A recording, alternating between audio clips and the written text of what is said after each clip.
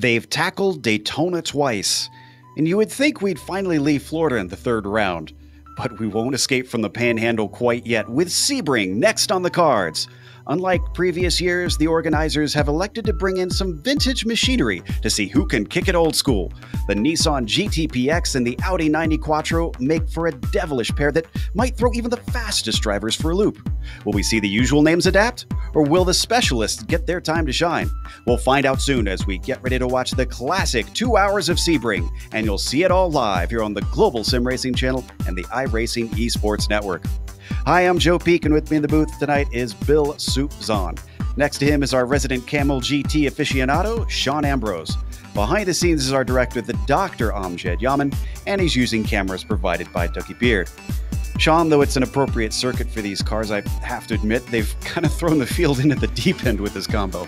Yeah, well, they kind of have, Joe. And, one of the reasons is because, various sections of this course have been repaved over the years, back in the 80s and in the 90s, and really only leaving about just under a mile. The original course, the concrete still remaining here. So those transitions between the old and the new surfaces, and well, let's face it, they're all old at this point, can be really, really bumpy. And that's Sebring. It's the old washboard, if you want to give it a nickname. The last day of 1950, they kicked it all off with a 6-hour enduro on like a makeshift course here, and boy, that was the birth of Sebring International Raceway. But this circuit, of course, hosts to the annual 12 Hours of Sebring. We just did it here on iRacing this weekend, and we're doing it here again tonight, only for 2 hours here in the majors. But this place is a 3.7-mile road course with 17 turns, and they've had all kinds of winners over the years here. You might recognize some of the names, maybe Fangio, Foyt, Fittipaldi, Gendebien, Gurney, Greg Moss, McLaren and McNish. Just about every famous driver you could ever think of has run here and won here. But to get a feel for what it's really like to get around this old cathedral of American motorsports, let's hop on board the GSRC Camel GT for a lap around Sebring International Raceway.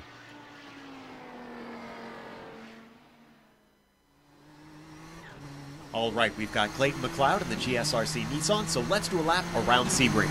Turn 1 tends to be a good passing spot in most cars, but in the Nissan, this thing is terrifying. You carry a ton of speed through here, but just pray that the bumps don't unsettle the car. Keep on hugging the right side on the short run down to turn 3. There's a late apex here, but make sure not to clip the inside curb. From there, you're right into 4 and 5. Once again, turning in late is the desirable line through 5. But here you've got to try and get the power down quickly. Big bend and the blast towards the hairpin are flat out the whole way. This will probably be the most popular overtaking spot since it's a long acceleration zone into a very heavy braking zone. Just be careful when surrounded by other cars because it'll be easy to overshoot and plow into someone ahead of you. What's really tricky is trying not to spin the car out as the turbo kicks in. Turns 8 and 9 are simply about lessening your steering input to keep your speed up.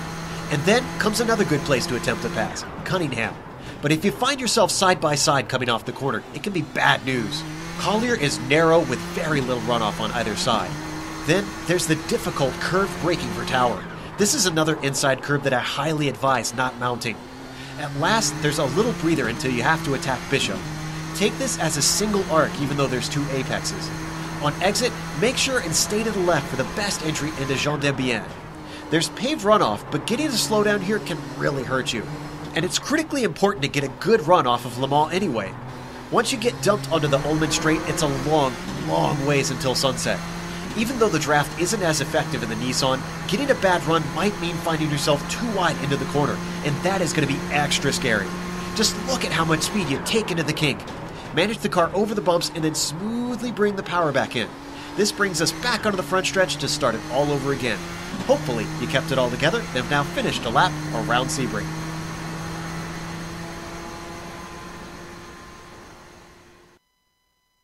You see a lap around the bumpiness that Sean described, especially with the Nissan so tightly sprung.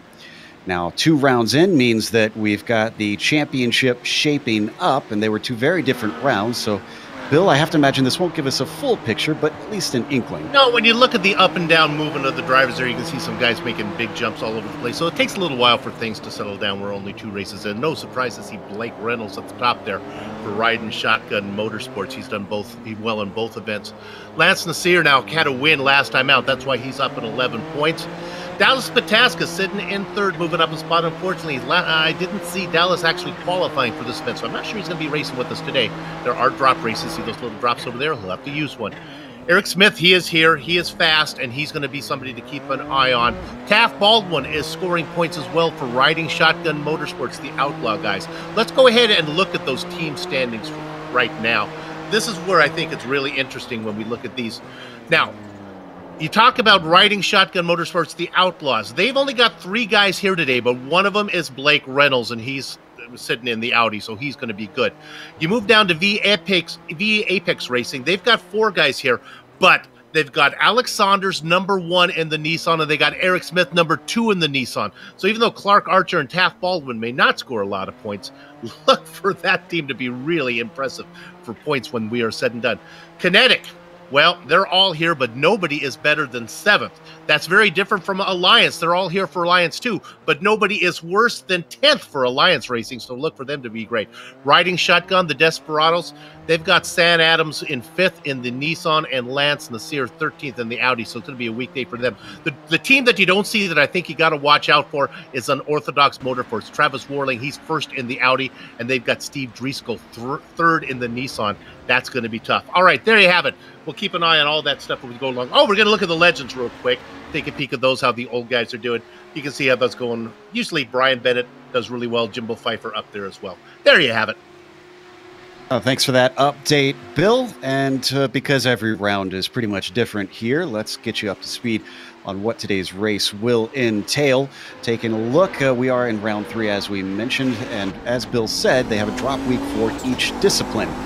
So you got to be pretty consistent across both over the course of a full season to take a championship here. Now, there's 2 classes today. So multi-class racing like we saw in the first round, and they will award winning points for the top 2. And then from down there, it will jump each progressive points from 2nd to 3rd and so on forth in each class evenly, just to make sure that there is no advantage to arriving at these. The Nissan GTP will be your prototypes. The Audi will be the Audi 92-hour race today out there. Traffic will be a major issue, and we'll get to that in a minute. But first, we want to mention that if you want any Majors gear, if you're a fan of this series, well, you can find it at their store. That is at pacificmajors.com/store. Go get yourself a t-shirt. I don't know, maybe I have a mug or something that if you need to wake yourself up with the Majors in the morning, rewatch all the old races. Regardless, they have all kinds of cool stuff that you can grab there. The other interesting thing that they're doing this season with the Majors, they are doing something special this year by allowing members to nominate charity causes for each round. Drivers can buy extra qualifying attempts that money goes towards each round's cause. Race 3's charity is Animal World Protection. It is nominated by John King. The AWP aims to end the needless suffering of animals, influence decision makers to put animals on the global agenda, and help the world see how important animals are to all of us. They aim to inspire people to change animals' lives for the better by moving the world to protect them. You can find out more about their cause at worldanimalprotection.us. So huge thanks to John for contributing to that. We'll try to get an update towards the end of the race from Mike on how much has been contributed this time around. We're watching Paul Darling here on the screen, which is brought to you live on IESN. The iRacing Esports Network not only carries the Majors, but many private leagues, as well as all the official World Championship Series. So all you got to do to find all of those in your YouTube feed is click the big red button that says subscribe. Don't miss a moment here on IESN if you can. We are in the midst of warm-up. Qualifying is, of course, already over since they do this during the week. I want to go to Sean first because, Sean, you and I have covered this series for a long time, and I know we've got Nick stepping in for you this season over in the Camel GT series. But we were talking about it before we went live. This is going to be a bit of a wake-up call to some drivers. What a unique series this is. Well, yeah, because surviving the multi-class traffic, Joe, is what we talked about. It's going to throw a lot of these guys curveball here. The ones with experience, the guys that we're used to seeing on Saturdays in the Camel GT series, yeah, they're going to have a leg up on everybody. It's a retro series. Both of these cars are very unique in their own little way.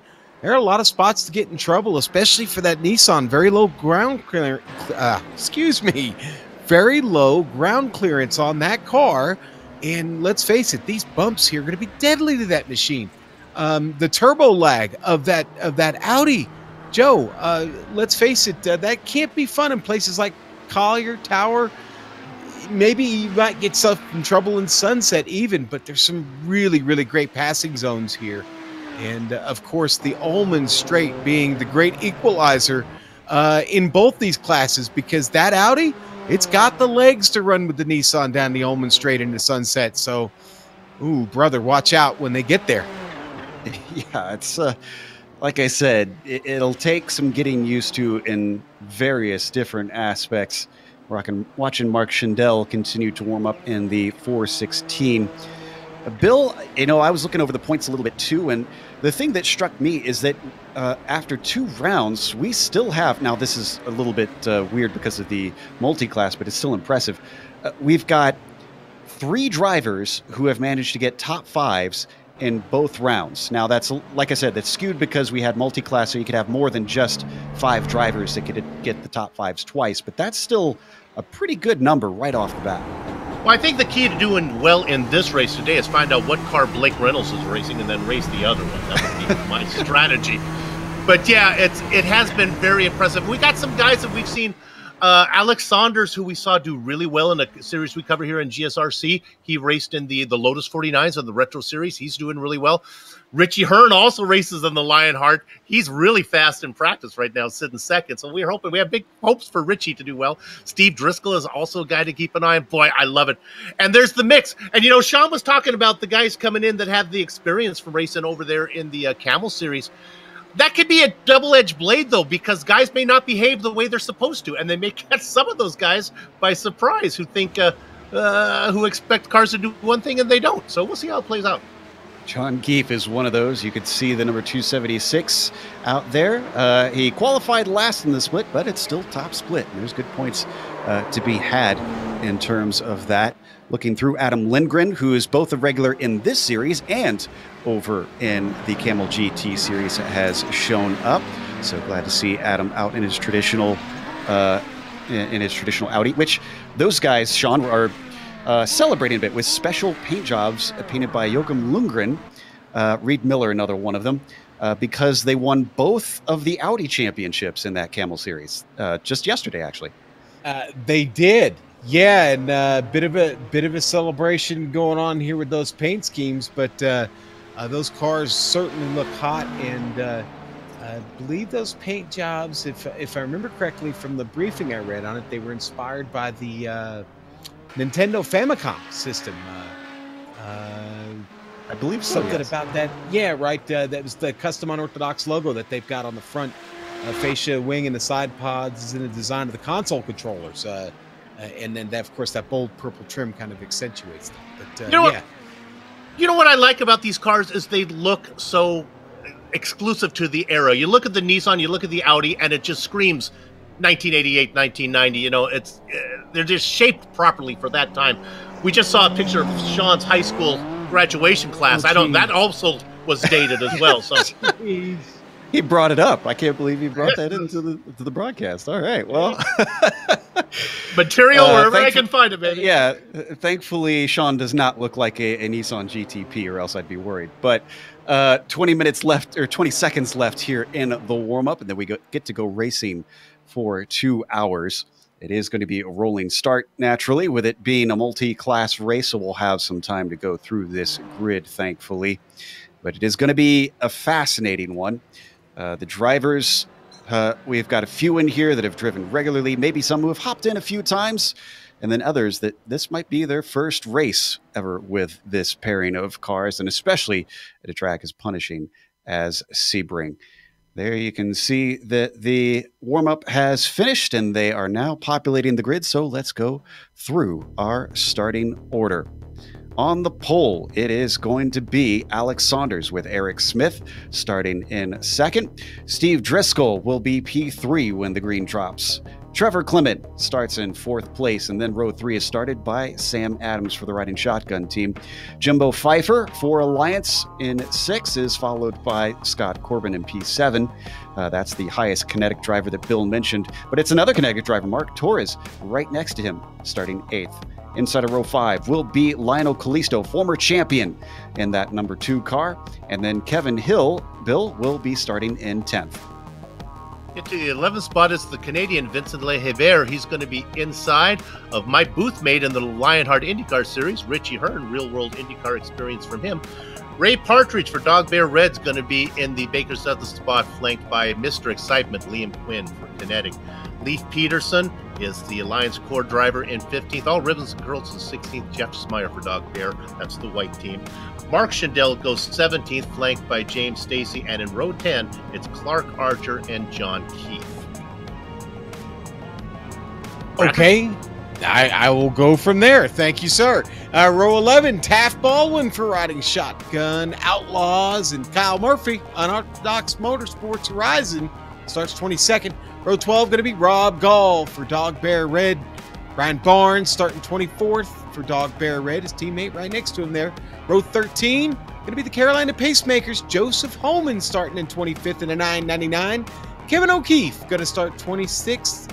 DFL for Elite West Racing there, 629. And let's go to row 14. That's the start of the Audi GTO field. Travis Warling on the pole for that Unorthodox Motorsports Factory team. Paul Darling going to start 28th and 2nd, right next to Warling for Northwind Puffin Racing. Blake Reynolds starting on that second row for the GTOs, riding Shotgun Outlaws next to Patrick Fleming, Alliance Core, the first Alliance driver there in the Audis. As we move to row 16, that's Dick Mueller, followed by Paul Slavonic. And then Matthew Thunhorst starts 33rd overall. Daniel Knight in P34. Adam Lindgren for TDR will be in 35th. It's 36th for Brian Bennett and 37th for Reed Miller. Jeffrey Garzato, also both of those drivers without a team. Riding Shotgun Motorsports Desperados has Lance Desir in 39th, then Wade Hayes in 40th. Bill? Okay, we get to 41st. It's going to be Andrew Oakey. Mr. and Mrs. McGreevy, your son Brian, is sitting in 42nd position. Keep an eye on him. Dan Garber and Ross Bainfield make up 43rd and 44th. Michael Thompson is next. He's going to be flanked by Bob the Pastrami Beltrami.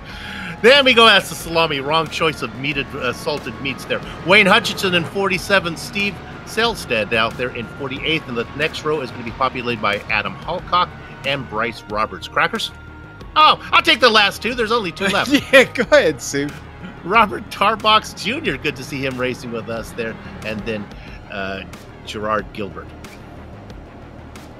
You can see the cars are many in this field today, which will just add to the traffic woes. But it's not just traffic, Sean, they got to worry about. The pit stops will definitely come into play because it sounds like we got a couple. Yeah, you're not. I really don't think you're going to be able to one-stop this. Not with these conditions today. We talked about it in the pre-race.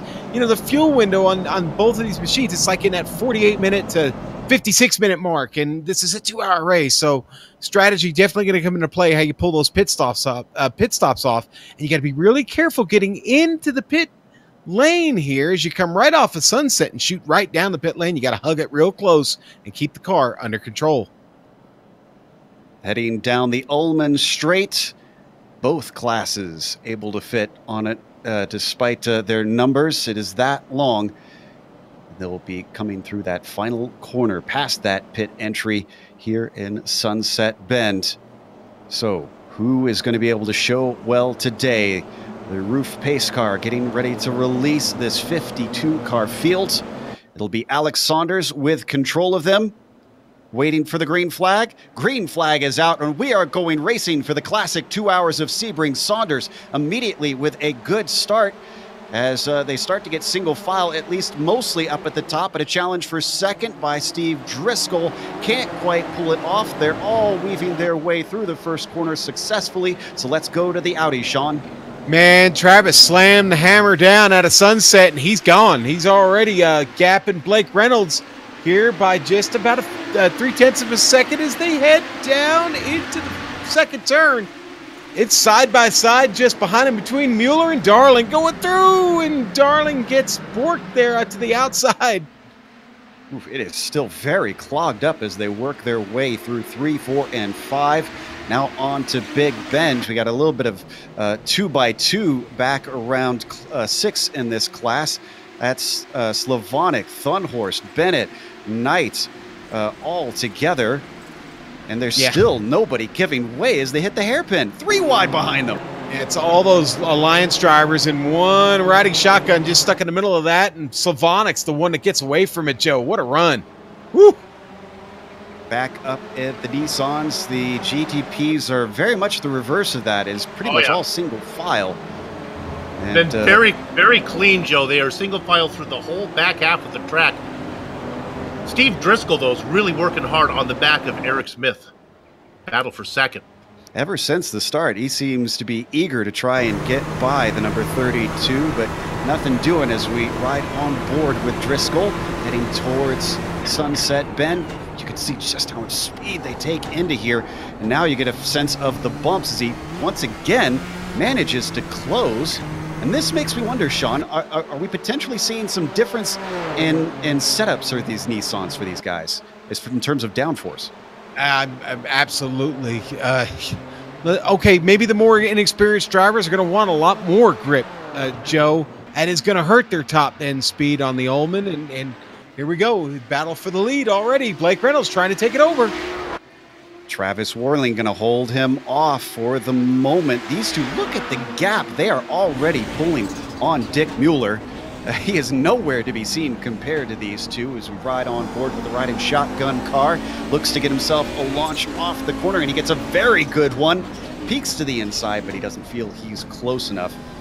So he stays in line through 3. Now, it is relatively warm on the track as well. 97 degrees on the surface, although a beautiful 77 degrees for the Florida fans.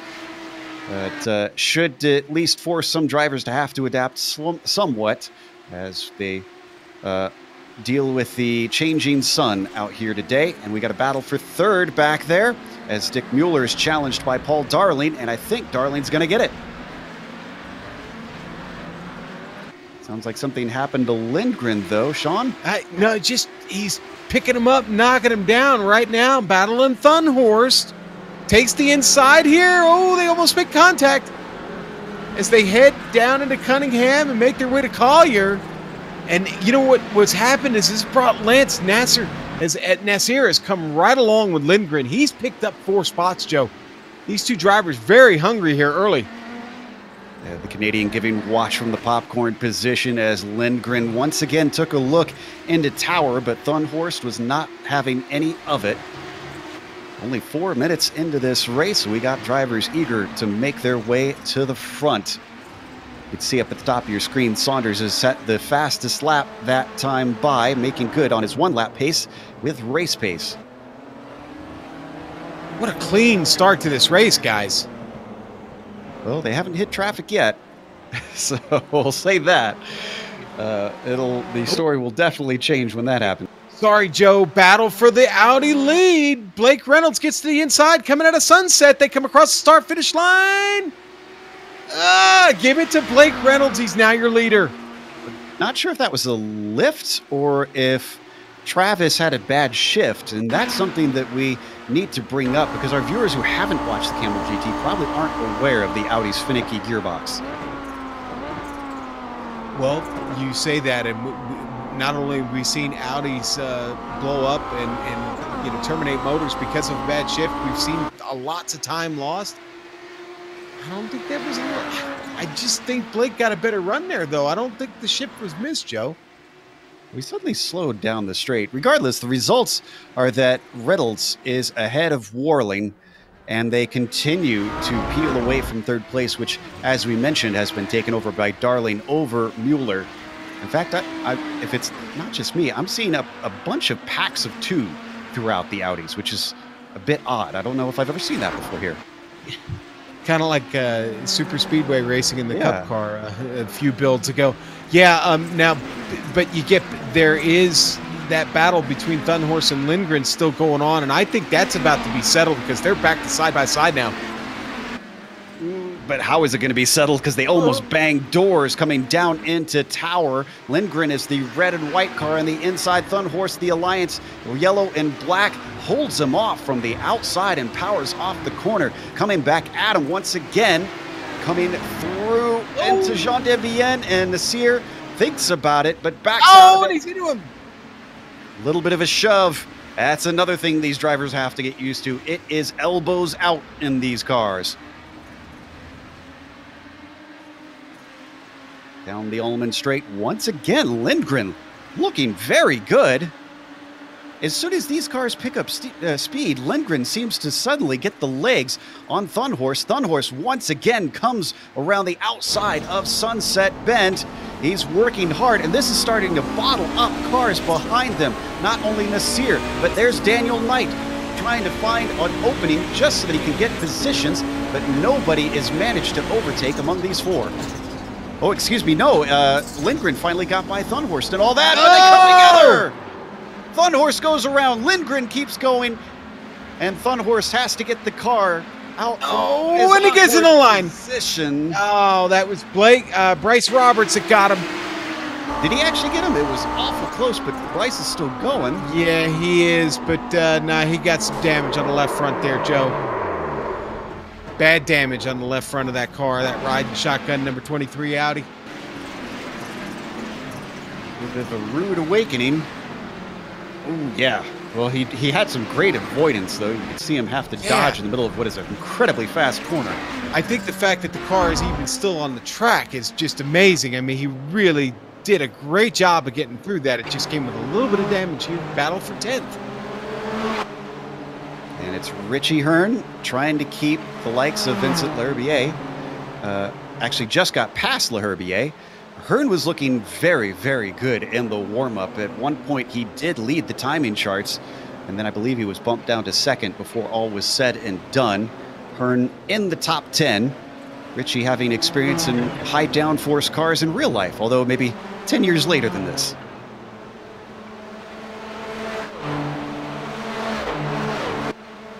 I think Richie a little more used to driving those bad, fast cars at Spring Mountain Motorsports these days. Oh, and Smith has gotten by Saunders, but it's not over yet. Saunders comes back up the inside into Cunningham. Smith has no answer, but he stays right on his tail. Saunders got a little bit loose in the hairpin and was really slow, and that gave a great attack for Smith to get there. Couldn't finish it up, though. The teammates were very well behaved. We've had an incident on track with Wade Hayes, Brian Bennett. And another one that we'll see before that. This is the replay of the pass that we're watching, or the attempted pass, I should say. Well, let's take a look at Steve Driscoll. Sean, you talked about the turbo lag in the Nissans. I'd say this is the first evidence you're going to see. Yeah, it just snaps on him right there. Pure evidence of that lag just kicking in right there, and he lost control of it. It slams into the wall. From third place to now last in his field, he had to take it in. And is that Thunhorst in the background we see in the pits? That's Bennett, actually. Now, it might be scheduled. Oh, no, I did see some damage, and I guess they have a spare car ready for them waiting if they need. So that might be what happened with him. Back up to the V Apex boys. Smith on the back of Saunders, less than half a second behind. So no team orders seemingly between these two. Maybe. There was really nowhere for Smith to do. I don't know if he really wanted to pass. He had no option to do it. You guys are having all the fun over there in the Audis. Other than the little couple incidents we just had, it's been pretty much like New Year's Day in Pasadena here, pretty much a parade. The front two guys running up front. The guy making the big move is we talked about experience, John Keefe. He's up 6 spots, racing back in 14th in this class. He's been really impressive. I have to say I'm not shocked in the least that the number 276 has been making good of his time in this Nissan. Up next for him is going to be a very, very fast driver, Liam Quinn. Well, actually, see if he can run down the number 24. Yeah, actually, Quinn already got him. Quinn is really on the move here as he's working on the back of Kevin Hill. Kevin Hill, the opposite of that, going the other direction. He's down a couple spots already. Looking back from Kevin Hill's gearbox at Liam Quinn now. As Quinn closes up through Bishop towards Jean Debienne. Doesn't think there's quite enough braking that he could stick his nose in through the S's. Now he's got the Ullman Straight after Le Mans. Is this going to offer him something? Wow, great exit from Kevin Hill. So I'm not sure that Liam Quinn will be able to see a pass made into Sunset Bend. Probably not, but what I've been watching Quinn do, he's really good through the bumpy side. I can't believe he's so good through here. Watch this. Watch how good he is out of here, and then he gets a run, and see you later. I knew it was coming. Quinn made him look like he was standing still through Sunset Bend. And, well, Kevin Hill kept his nose in down the front stretch, but looks like he thought better of it as he worked his way around the first corner. And that cost him some time because you can see that is John Keefe getting ever closer to the back of him.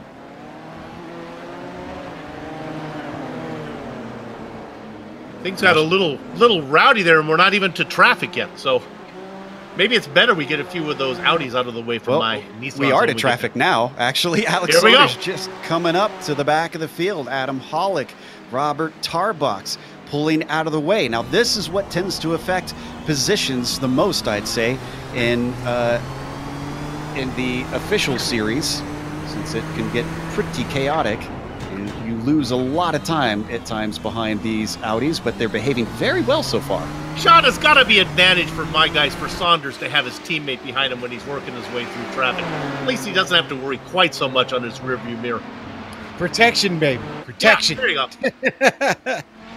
Not sure if we're going to go to it, but Taft Baldwin also got some turbo lag coming out of turn 5, just nosed the wall and got it going once again. He's now the last car running other than Steve Driscoll and the GTPs. Oh, and third, is this Pfeiffer and Adams in a little bit of a fight? Yeah, and Pfeiffer just got around Adams coming onto the Ullman right out of Le Mans. He was saying, oh, watch this. Wayne Hutchison getting a front row view of both Nissans splitting him as they went 3 wide through there. What a good job from Wayne, just holding his line and let him go around. When Richie Hearn's making more progress, he's going to try and go by Lionel Callisto. This is down in 9th. Oh. They also are going to split more of the Audis. Oh, and who's that off? Beltrami. Beltrami. But in front of Beltrami, oh, you know what, it's Beltrami, and it all started with Matthew Thunhurst, I think. Yeah, Thunhurst lost it. He lost it out of 1. Well, he had some help. Eric Smith got into him. Second place driver in the prototypes, yep. Oh, yeah, I didn't see that, Joe. You're right. Smith nabs him just out of the exit of 2. Beltrami got on the binders to try and avoid him. And it's a great job by Beltrami actually getting through that. We're going to watch Thunhorse, and then after that, if we could get an onboard of Trevor Clement, he was the Nissan that you saw spearing off into the grass right there to avoid them. I don't think he got away completely clean, but boy, what a job. This, Sean, is, I believe, what you call a pucker moment. Uh-huh, yeah. Pucker moment, code brown, whatever you want to refer to it as.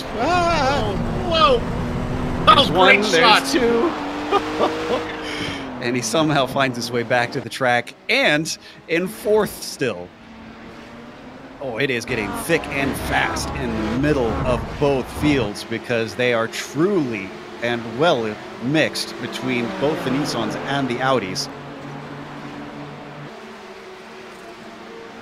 Coming down the Ullman Straight. So far, I have to say, they've been dealing with this fairly well. It's no more excitement than we tend to see in the Camel GT series with the long race length. I'd say everybody's trying to play it cool. And there is just a huge party going on down into turn 1. Man, a bunch of cars, both classes trying to get through, getting out of the way. Reed Miller just said, thank you, Ole, and just went all the way wide in 2. You saw the runoff there, wasn't it? Yeah. We're watching Eric Smith, though, who is in second. In that exchange through the field, Smith actually lost out slightly. He's almost 2 seconds behind Saunders. Remember, he was as close as half a second behind his teammate earlier. Yeah, the real excitement. Oh, my goodness, let's go to it. Fifth in class. Scott Corbin just got loose in the hairpin. He almost got into the back of Trevor Clement. Locked it up. Somehow he kept it off him. I could just feel it. My spidey senses were going. I couldn't get the camera there in time, but watch this one. Woohoo! Yeah, the big problem is we're watching the replay. He's got an angry pack of wolves on the way behind him. That's, we couldn't see it quite on the screen, but Sam Adams in the riding shotgun car narrowly avoided him. Did a great job keeping his head up to stay away. This is from on board the 912. Didn't think there's an issue. He's got plenty of space to the car ahead, and then suddenly, hello. I've been seeing that a lot, though, Sean. It's not so much the Nissans that are having troubles with the Audis. They're having trouble protecting their position when they wait because it's... We have a giant incident going on right now. Kevin Hill is involved in it. Multiple cars have had damage. Clark Archer, Brian Schmeier. Yeah. This started with Brian McGreevy and Kevin Hill. Kevin just got loose. He was trying to go around the outside. The car got away from him. He came back, clipped Hill. Hill came across, clipped into James Stacy. And then it's an octopus putting out his socks. Looked like a yard sale out there. Let's watch it from above. It was almost a comedy of errors. Everybody in the perfectly wrong place at the wrong time. Watch from Hill's view.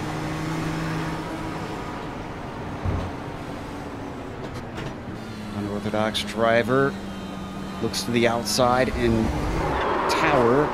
Maybe just a little too much curb, it looked like, Sean, that kind of upset the car. And that'll do it, Joe. That's all it takes. We talked about it in the pre-race, especially to the Nissans. These curbs are deadly. I hope the curds aren't deadly. I'm hoping to eat those later. But yeah, curbs. We jump back to come off kind of funky. As we jump back to the leaders in the GTO class, Blake Reynolds about a second and a half ahead of Travis Warling, and then they've got 7 seconds back to Paul Darling. So they are dominating this field in the Audis for the moment. It has been less than 20 minutes, and they have seriously pulled a gap. I got to tell you, that first trip through traffic, just not any fun, man. Not any fun at all. I don't want to be driving this car. I'm so glad we're calling the race. Hopefully it won't be as bad for the rest of it. This is our leader in GTP, Alex Saunders, who's extended the gap over his teammate by another second. 2.5 now between them. So, interestingly, now that it looks like Saunders has maybe cut the draft off for the number 32, he's starting to pull away, which I wouldn't expect to be the case because the Nissans don't usually give off a lot of draft. Well, it could be a couple things. Eric Smith had a little bit of contact on the nose, so maybe he's lost a tiny bit of straight line speed when he made contact with the GTO car. And also maybe he's just realizing how hard it is to get through those guys. Maybe he's being a little more careful than he was before. It doesn't surprise me that Blake Reynolds, who you see getting overtaken by Smith now, is doing well in the Audis, because Sean, I almost feel like they maybe have some similarities to Cup cars on a road course. Well, yeah, they get a little unbalanced, yeah, and a little harder to set up, obviously. But you know, I've stood the speed factor on the Ullman Straight. Is the thing we got to watch out for, because it is like I said in the pre-race, it's the great equalizer, right? Lots going on, though, as we look at the GTP race now for 8th. I think we're going to that. No, maybe not yet. Oh, well, no, we got a lot of stuff happening there. Yeah, that's Steve Driscoll, who was in a fight with the likes of Kalisto, but Kalisto gets away with it. Instead, it's Mark Torres all over the back of him. And then look at the cars behind.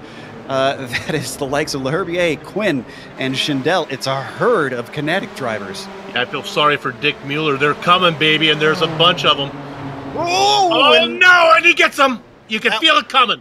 That was Kalisto, and then that was Driscoll trying to get around. He gets tipped. Both cars are off into the grass. Things happen so fast between these classes. And look, the contact here afterwards. Driscoll spins poor Kalisto. Ow! So all of the kinetic cars gain themselves 2 spots just like that. This is the onboard from Lionel's view. I'm going to be honest with you. I think poor Dick Mueller, I think he was really kind of the innocent bystander in that one, even though the bumper that Audi says league wrecker. I think that's far from the case there. Poor Mueller getting caught up in that. Lionel came from a long ways back, and I think it was understandable that the Audi was just trying to take the apex. Lionel now continues. Where did he get back on track? He lost a lot of spots. He's in 14th now, with still more cars to try and work his way through. That's Lindgren up ahead of him. And then you could see Kevin O'Keefe dealing with is that a battle? Yeah, this is...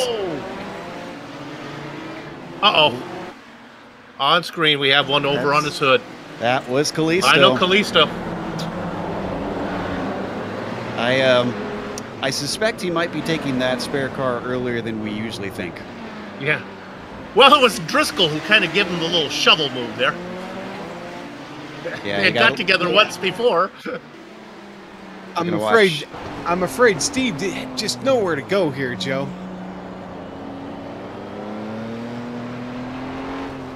They're going to watch from the unorthodox driver's perspective. Mr. Plow, that's my name. As we come back live, as that was happening, I mentioned that we had quite a battle going on. That was between Lance Nasir and Paul Slavonic. Lance came out atop them. He is in 4th in that Audi class. They had been battling for a while, Joe. Now I think the traffic really is hurting Slavonic the most at the moment, as now he's got a few other drivers trying to get around there. Yeah, that's Ray Partridge coming along. And Brian Barnes returns once again after missing his first race ever in the... and who is that? That is Fleming, who was running in the top 5 before.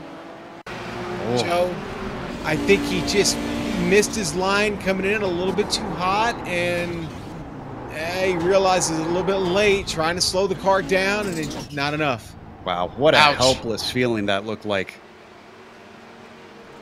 Like you said, as soon as he realized, he locked the tires up, and then from there he was a passenger.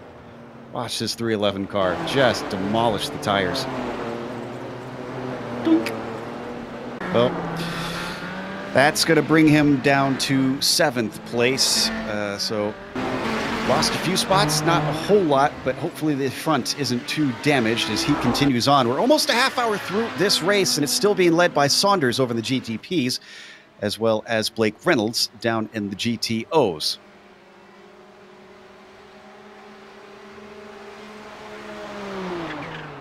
Now, didn't we have completely different cars in 2nd place?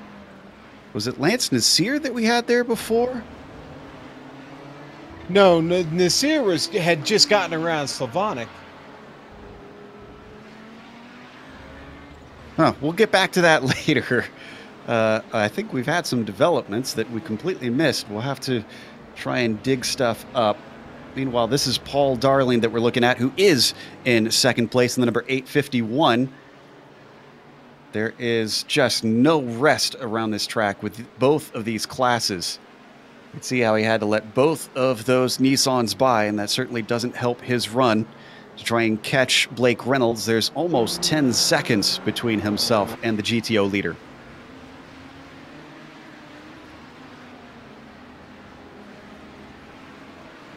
Oh, and Jeff Schmeier, we saw having to spin and unfortunately finding the tires on the pit entry. Luckily did not bounce out in front of Partridge and Barnes who go by. He's going to go ahead and drive it into pit lane when this is all done. It still moved. There you go. Get in there. And it's in. All right. So, Jeff Schmeier, unfortunately, another driver falling victim to the bumps of Sebring. Have we seen any scheduled stops yet, actually? Kevin Hill just came in. This could be getting close to the time. I don't think Kevin had an issue.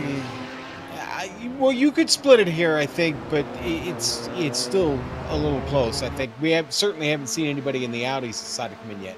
On screen, we're watching the battle for 5th in GTP. That's Scott Corbin in the green and black machine, and Sam Adams in the riding shotgun car following behind him. A little deep in for Corbin and deeper in for Adams, who has to collect the car. Interesting racing lines are there. I'm with you guys. I'm still trying to figure out the racing lines. I've been on here for, I don't know, 10 years. I'll figure out Sunset one of these days. Owned by the Kinetic Racer of Wade Hayes. Scott Corbin, also one of the Kinetic drivers. As we continue to watch the riding shotgun car hound that green and black car. Director, can we go down to the GTP's 13th overall to Kevin O'Keefe? I'm going to try to give me a little bit of maybe some blog time or whatever he's got going on. He's our hard charger in this class. He is up, 13 spots. Started 26th, racing 13th. I can do that math. That's been a nice run from Rutgers, Kev. Next on his list is a long ways up, though. Mark Torres is about 8.5 seconds up the road. Oh, and Lindgren just getting around Patrick Fleming on the Ullman Straight. Fleming throwing the chrome horn to Adam Lindgren there as they were coming through Sunset, heading to the line. Woohoo! Lindgren trying to chop him off. Actually, this is Lindgren and Mueller that are fighting. Mueller is the car ahead. My bad. Yeah. Mueller and that dog bear number 16. My bad, folks. As they break for turn 3, just ahead of them, that is Paul Slavonic as well. That's all for position between them. We ride on board with Adam, 425, still giving chase, but not within striking distance. Oh, Bryce, we got to find this one. Bryce Roberts just had a fun little ride. This one is worth seeing. Mama Jean, if you're watching and our director finds this one, you may not want to look at it. Car number 23, currently sitting, so we find this one, so many cars. Yeah, it happened coming down the front straight, Bill. This one wasn't pretty. He wasn't having that great of a day, but this was so acrobatic, I think it's worth showing. You know, I wonder if I've done this before. Did he have some kind of hardware failure? No. That car just kind of drifted into the wall there. Okay, so the barrier here at Sebring, because you have to get so close to it and it has that little jut out, or I guess dip in, you could say, watch on board. He hits it just right, his tires climb it, and he is going at speed there. So as Bill said, he became a gymnast.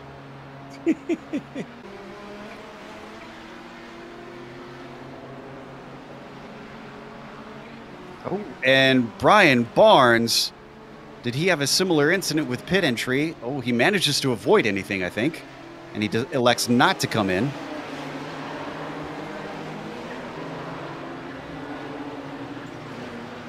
Oh, nicely done, though. Scatters the cones like they're bowling pins. Tries to pull it back around and eventually gets it going in 18th in the popsicle car. Is it the popsicle car? I don't see that. Well, you know, as soon as I said that, I realized we're on IESN, so I don't think it's the popsicle car.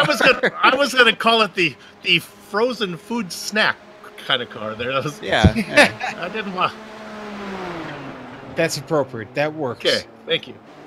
Eric Smith here in second place has regained on Alex Saunders now. It is down to a second between the Apex cars. It has mostly been a battle between these two for the lead, but let's not forget that third place has been handed over since some of them have had problems. Jimbo Pfeiffer, the double aught, he is currently riding on the podium. Yeah, up a couple spots from where he started 6, doing a really good job, having a really great season, well, sitting second in those legend points. And this is a 2-hour race, so it'll be hard for him, being so old, to go 2 hours. And a testament to the Alliance team once again. I wasn't shocked to see them do well in a sports car race. That seems to be one of their strengths. We've got a battle down in the GTOs, though, mid-pack. Yeah, well, we do, okay? And right now what's happening here is Reed Miller is holding off. Okay, am I got this Travis right? Warling is holding off Reed Miller. Right, Travis. Why am I not getting this right? Yeah, Travis is holding off Reed Miller. Yeah, I think so. And, you know, Joe, Travis just got around him. Now, Travis was up fighting with Blake Reynolds. He had some kind of trouble. I haven't picked it up yet. He did have to pit. He's taken on that extra car, the spare car. He's back in this race. He's now taken over 9th, and he's back on the charge. But he's got a long way to go to get back to the front. The dirty torque car still giving chase to the likes of Travis Warling. Down the Ullman Straight, they do have the likes of Andrew Oakey behind them, and that is for position. Saunders going to go around, our leader in the GTPs, giving them a nice wide berth.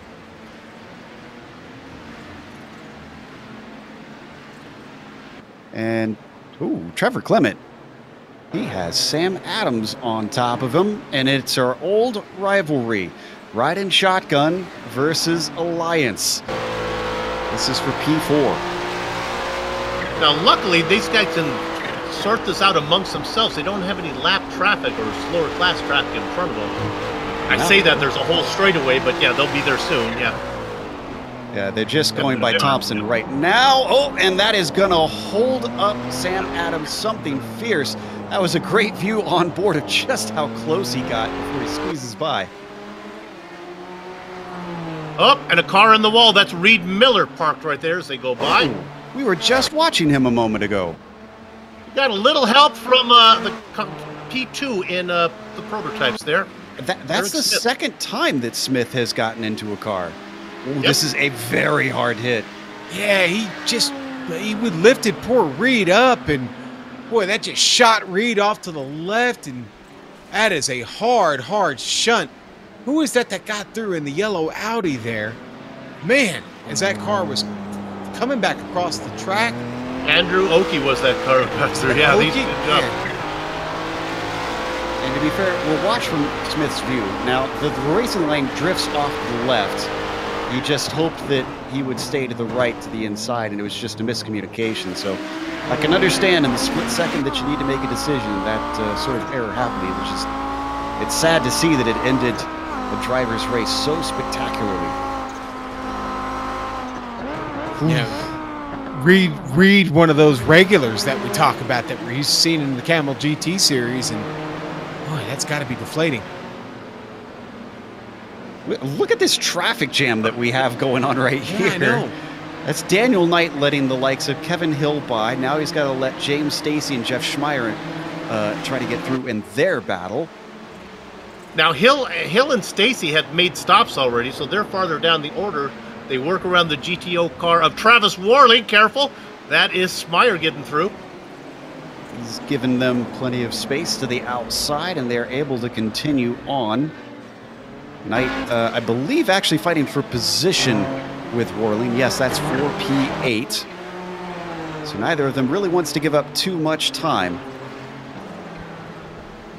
Now, what's interesting, those three cars that just went by, the prototypes, that was Hill, Stacy, and Schmeier. They're all in a battle for 19th overall. But then here comes a car on the lead lap right behind him, Trevor Clement coming through. He just got around Warling. He's racing for 4th, and he's got Sam Adams behind him. We've still got a battle going on for position at the top spots in the GTOs. Let's take a glance at that. This is between Slavonic and Mueller. They've not been able to separate themselves. And don't forget, sneaky old Adam Lindgren. He's up to 6. And if he can get by both of these, he could potentially reach the podium eventually. Yeah, and Lindgren's been steady here. He's got Jimbo coming around, gets out of the way. Good job by Adam Lindgren there. Changed his line just real quick. Jimbo able to get by, and you see Jimbo having trouble catching those two Audis in front of him. Why? Well, because they're up to top speed heading down the Ullman Straight. Now, everything changes here. Both cars have a different line through here. Jimbo goes around the outside, makes it stick. He's going to get out clean, guys. You know, Sean, talking about those pit stops, one thing struck me. We've mentioned the fuel being an issue, as Trevor Clement actually comes in now. But what about tires? This is a longer race than we're used to in Camel GT's official racing. So how do those play into it? Well, the tires are, we talked about the track temperature earlier. Well, it continues to go up. It's up over 100 degrees now, and these tires are going to start to blister long into these runs. Generally in the Camel GT races and the official races that we see on Saturdays, Joe, well, tires don't become a factor because they're not long enough. As you run out of full fuel stint on this car, it's going to be a big factor today. Everybody's going to need those 4 fresh shoes when they come in. You can see that the 111 car at Clement went up.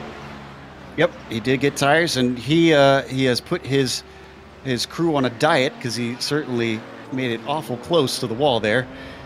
But he'll be able to get back out easily once he is done refueling.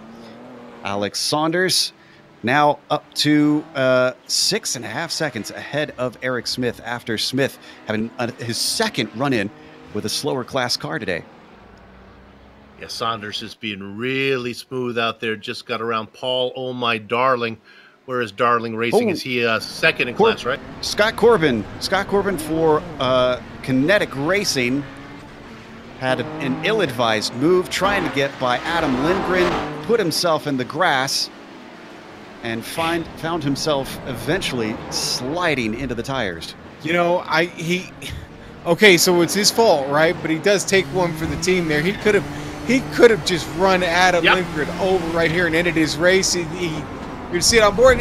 He knew he was in too hot. He just cranks it a little bit to the left, tries to keep it under control, but at that point, he's along for the ride, fellas. I think he was in 4th or 5th at the time, and he's now all the way down in 10th with damage on top of it. Not good for him. Up ahead of him, though, that is... Oh, and that damage was too much for the car. He finds the tires a second time in the same lap. The number 54, if he can at least limp it back to the pits, could potentially get his spare car, but this will hurt his chances at good points today. Gets it turned around, and now he just has to get a crossing guard so he can cross traffic. There, she puts up the big stop sign, and he makes it in. Yeah, we're watching the replay currently as the car just wallops into the outside. Not much runoff in that fast corner. Well, Sean, he bagged it up once earlier that lap. You might as well get your money's worth for your spare car. Right? Yeah. Yes. Yeah. These are frugal times, Super. You definitely get your money's worth out of it. Yeah. Bag it as much as you can before you get the new one. Look at this lead that Blake has just opened up. Wow. I mean, it's just almost 15 seconds. It's no great. I mean, listen, no great surprise that Blake Reynolds is in the lead of any race. But yeah, that's an impressive. Just over 30 minutes, 40 minutes into the race now. It's 15 seconds already. Well, 14 now. I'm sorry. Let's be accurate. And Blake, whoa, is that a car? That's Saunders. That's our leader. Smith takes the lead by default as Alex Saunders spins it on his own coming out of Sunset Bend. Yeah, I think we know what this is, Joe. That's the bumps, if you ask me. He hit the wrong one. There is a good line through there, but there's only one good line through. You don't hit it just right. You hit that one or two bumps there to the outside. You're done. I don't know if we mentioned it, but that was Reynolds behind. We almost had the two class leaders take each other out. Yeah, it was Blake right there, but you did see the left front just kind of jump up just right at the exit of Sunset. Okay, so now the question is, Saunders, who's 4.2 behind Eric Smith, can he run him down and retake that lead? Before, it looked like he had the legs, but that was helped by Smith having some troubles of his own. Yeah, I think Saunders will get him now. He'll take him a little while. I don't think he'll get him before the next pit stop. That's Blake Reynolds that Smith is going by. Lets him through, coming into Tower and on his way.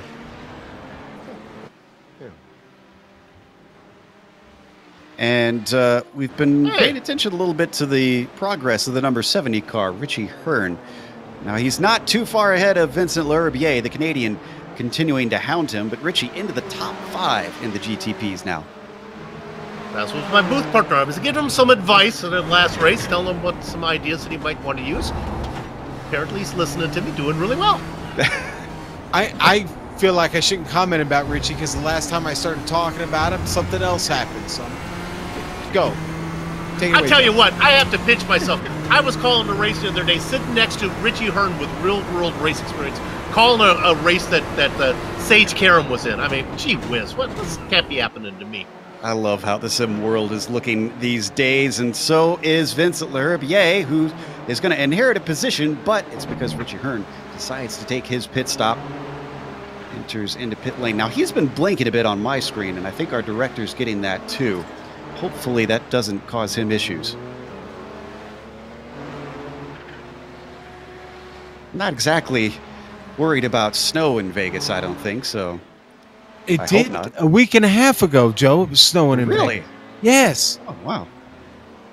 Well, maybe he is worried about snow then. So, meanwhile, this is Brian Barnes in a nice little fight. Currently trying to hold off the likes of Joseph Holman. Behind him, this is for 16th. And thankfully, we are not at a... Thankfully, we're not into oval race, so we won't have Bill calling that the 666 car. They shouldn't put numbers on top of the car. That's all I have to say. We got more cars coming in. Kevin O'Keefe has entered. We've got Adam Lindgren taking his scheduled stop. Lindgren also should probably have an advantage being used to how these cars operate in terms of pit stops. They do sometimes do races long enough where they are required in the Camel Series. So the total downforce car back on its way out to the exit cones. I was just happy for all the Audi drivers who didn't put it at night. Yeah, exactly. It's actually in the morning time right here, virtual standard time in Sebring, 10, almost 11 in the morning currently, so it's going to continue to get hotter, and it has 104 degrees on the track now. It's gone up by almost 10 degrees. It seems like 1 degree every lap, Joe.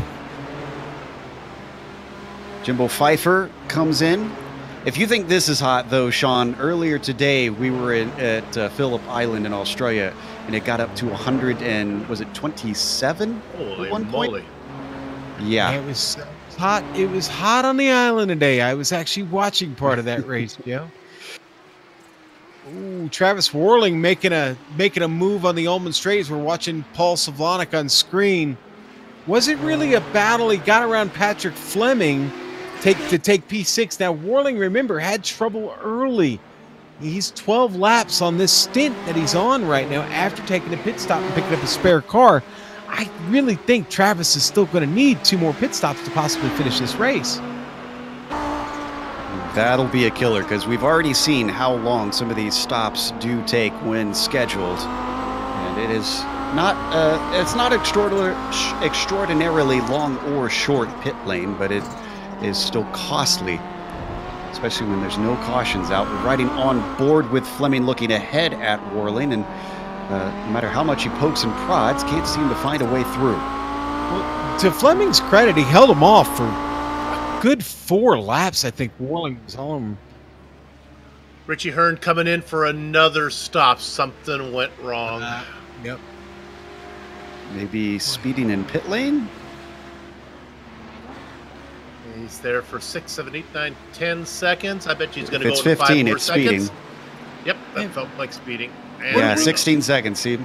What do we got to do to catch Richie a little bit of luck, Sue? Guy lives in Vegas. I hope he doesn't go to any of the casinos. Well, I don't know Sean, how unlucky it is to speed, though. I mean, it's not Sean, like maybe he's a cooler. I mean, well, no, that's a thing in Vegas, is it not? Yes, it is. Real yes, thing, yep. So, well, Richie does get back out on track in 16th. This, unfortunately, scuppers his chances for a potential win, most likely. You never know. Up in the prototypes, the battle for third between Leherbier and Liam Quinn. This is teammates on Kinetic fighting for a podium. Quinn has really made up some ground. He started in 14th. He is up 9 spots. Doing really well. Now, some of those are a little bit faux. I think some people took pit stops in front of him. We'll see that shake out a bit. These guys still need to come in. Going to come up on a little bit of mixed traffic in front of them. Steve Selstad and along with Kevin Hill, Scott Corbin, and Jeff Schmeier are working their way through. Wish we could cover this battle for 18th between Schmeier, Corbin, and Hill. It has been something else. They're a lap down. They've taken their pit stop, but it has really been exciting. It's top split, so this is still fierce fighting. Right. Yeah, for good points. And, you know, and I have a battle like that too, actually, kind of in the back of the Audi field as well, back for 15th, 16th, and 17th, and Lindgren off his pit stop, trying to come through here and get around Adam Halleck and Brian Bennett. Bennett, who is also pitted, so that is going to be a real battle for position there. Tarbox letting them through just ahead of the likes of Lindgren.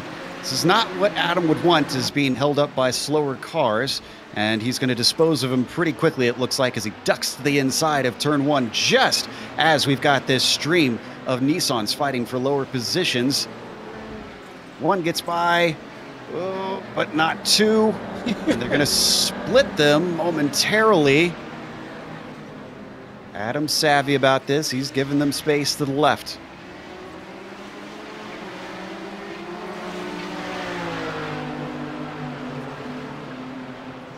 Oh, and third place has changed hands. Vincent Leherbier, did he make a mistake? Yes, he did.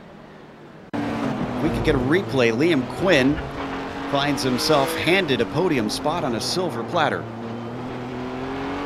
He's racing next to his teammate, and he just made a mistake. I'll just go around. Turbo kicked in, and the Canadian had to really catch it. 14th to 3rd now for Quinn. Ooh. Yeah. Quinn showing his chops. This is Lindgren going by Halleck just as Quinn is starting to go by. Gets them just before Bishop, and that actually checks up the likes of Leherbier quite a bit. And we got a car off Scott Corbin, who was in that battle towards the back of the Nissans. He actually made contact with Jeff Schmeier. Yep. They came up on the back of the GTO driver of Brian Bennett.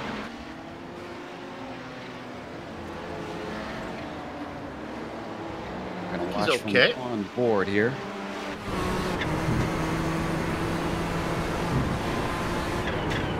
Yeah, just that checkup caught him off guard. Thought he could accelerate. No, you can't. And then he has to get it together off the track. And as that was happening, was it Kevin Hill that he just got into there? Because Kevin Hill got checked up by traffic of his own. It was Brian Bennett, and he actually hit the wall coming through Sunset Bend.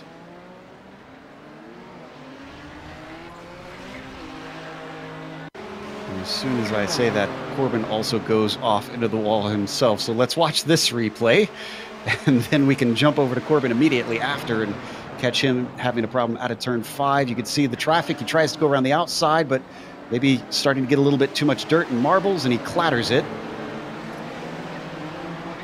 And then Corbin, who a little bit later on, I think this was more his own fault. It's in turn 5, so we got just a couple corners here to make it. He hits a lot harder, I believe. Down into turn 3, a little bit of traffic in front of him. And maybe the traffic did kind of upset the car a little bit. No, it just started to go. Oof. Paul Savlonic lost a spot to Dick Mueller. You know, Joe, they had been battling for a long time. Paul missed a shift and had trouble finding the gear again out of the hairpin. And man, it cost him a lot of time, so much time now that Travis Worling is actually catching up. In fact, Worling only just over a second behind him. Mueller's run away 5 seconds. That's how much time it took him to get the car back into the right gear and get going again. Ooh, that is costly. I'm going to give you a pass for the lead here in a minute. Sam Adams comes in, pits, Liam Quinn behind him. Saunders should be coming around in a second with Schmidt. They both made their passes. Schmidt's going to be leading them. Schmidt came in first. Yeah, Eric Schmidt. I'm sorry, Smith. Yeah, there you go. I made it harder than it needed to be. Boy, when I start messing up the last name of Smith, you know you're in trouble. Saunders has been gaining on two. It's down to 2.7. Now, whether that's traffic or pace, we don't know. As they come through Sunset Bend, and indeed, you can see the number 32 re-inheriting the top spot as he streams by the cars pitting. Adam sits in there. Go ahead. No, I'm sorry. Go ahead, Bill. Finish your thought. It looks like Quinn is going to jump him. Quinn's going to jump Adams. He's going to pick up this position. Move him up. Careful, boys. Get it sorted out. Quinn out first. Just ahead of Adams. And they're going to be just behind Vincent Larabier. That's for position. Oh! Little bit of a touch. Got into him. Caught it. Quinn keeps it going. That was some impressive driving by both cars. Now, your timing and scoring says fifth, but that's really for third. That's third, fourth, and fifth being battled right there. Well, I'm seeing all cars having pitted, though. Nope, I guess Clement and Pfeiffer are going to be right ahead of them. They're still side by side, though, coming their way through the hairpin. Neither willing to give up. Adams with a nose ahead now, and they've got a little bit of traffic. Ooh. Oh, mercy. Good job on Paul Darling for getting out of the way for those two. Oh, but a little bit deep for Sam Adams. Finds himself slipping into the grass, and that will solidly give it to Quinn for sixth now. Watch Adams' view on this three wide moment. Oh my goodness, gets so close to the back of that Audi through the hairpin. You know, one thing I've noticed too, Dougie Beard's attention to detail is even these onboard cameras. Whew, that's nerve-wracking. Even the onboard cameras feel old school. They don't have quite as good a perspective as the new cameras, where you can really see everything. You're kind of holed up in these tiny little cockpits where there's not the greatest of vision outside of it.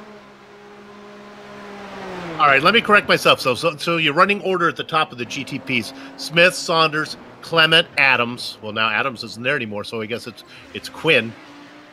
Come on, Soup, get this right. Pfeiffer, LeBaire, Quinn, and Adams. Ah, jeez. I'm going to go have some soup, I think. That'd be appropriate. Down in the GTO class, battle for fifth between the likes of Paul Slavonic and Travis Worling. Yeah, Travis is catching him, Joe. He's definitely pulling him. Danny Ullman here. Here we go. Down in the sunset. He's looking to make a move to the inside. Looking, but not brave enough to stick to it. He backs out when they get to the braking zone. Coming around the corner. When are we going to see some of these drivers pit? Worling's already taken his.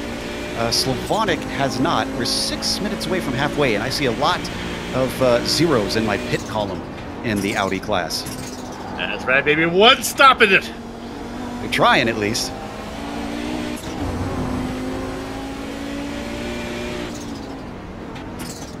And they're going to have a little bit of company. They've got Richie Hearn. Hello, Richie.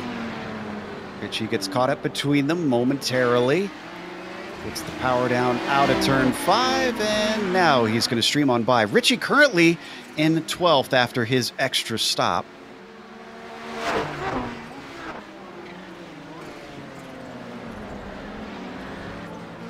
Richie's been showing he's running fairly well so far this race, both in practice and in the actual event, so he might yet still gain some positions. He's trying to chase down Rutgers' Kev.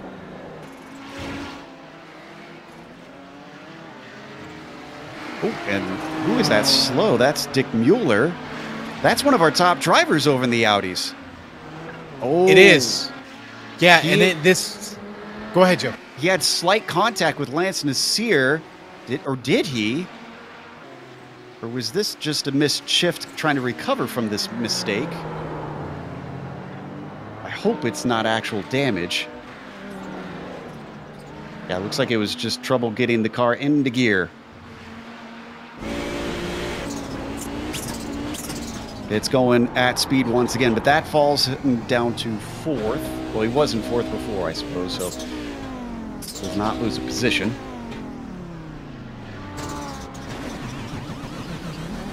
I look forward to when iRacing implements the animations of the driver actually shifting gears so that we can watch them struggle.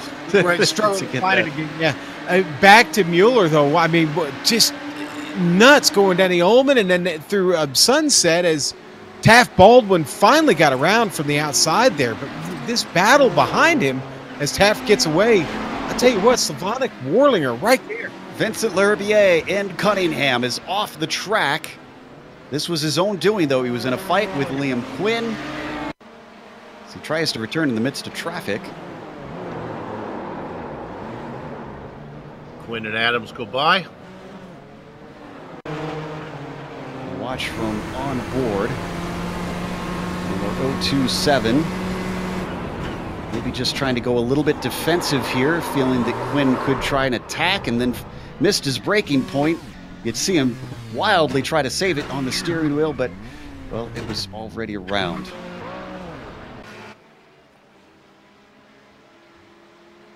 Vincent returns in 7th now. I said Quinn was up to 3rd. He's getting there. He's in 5th now.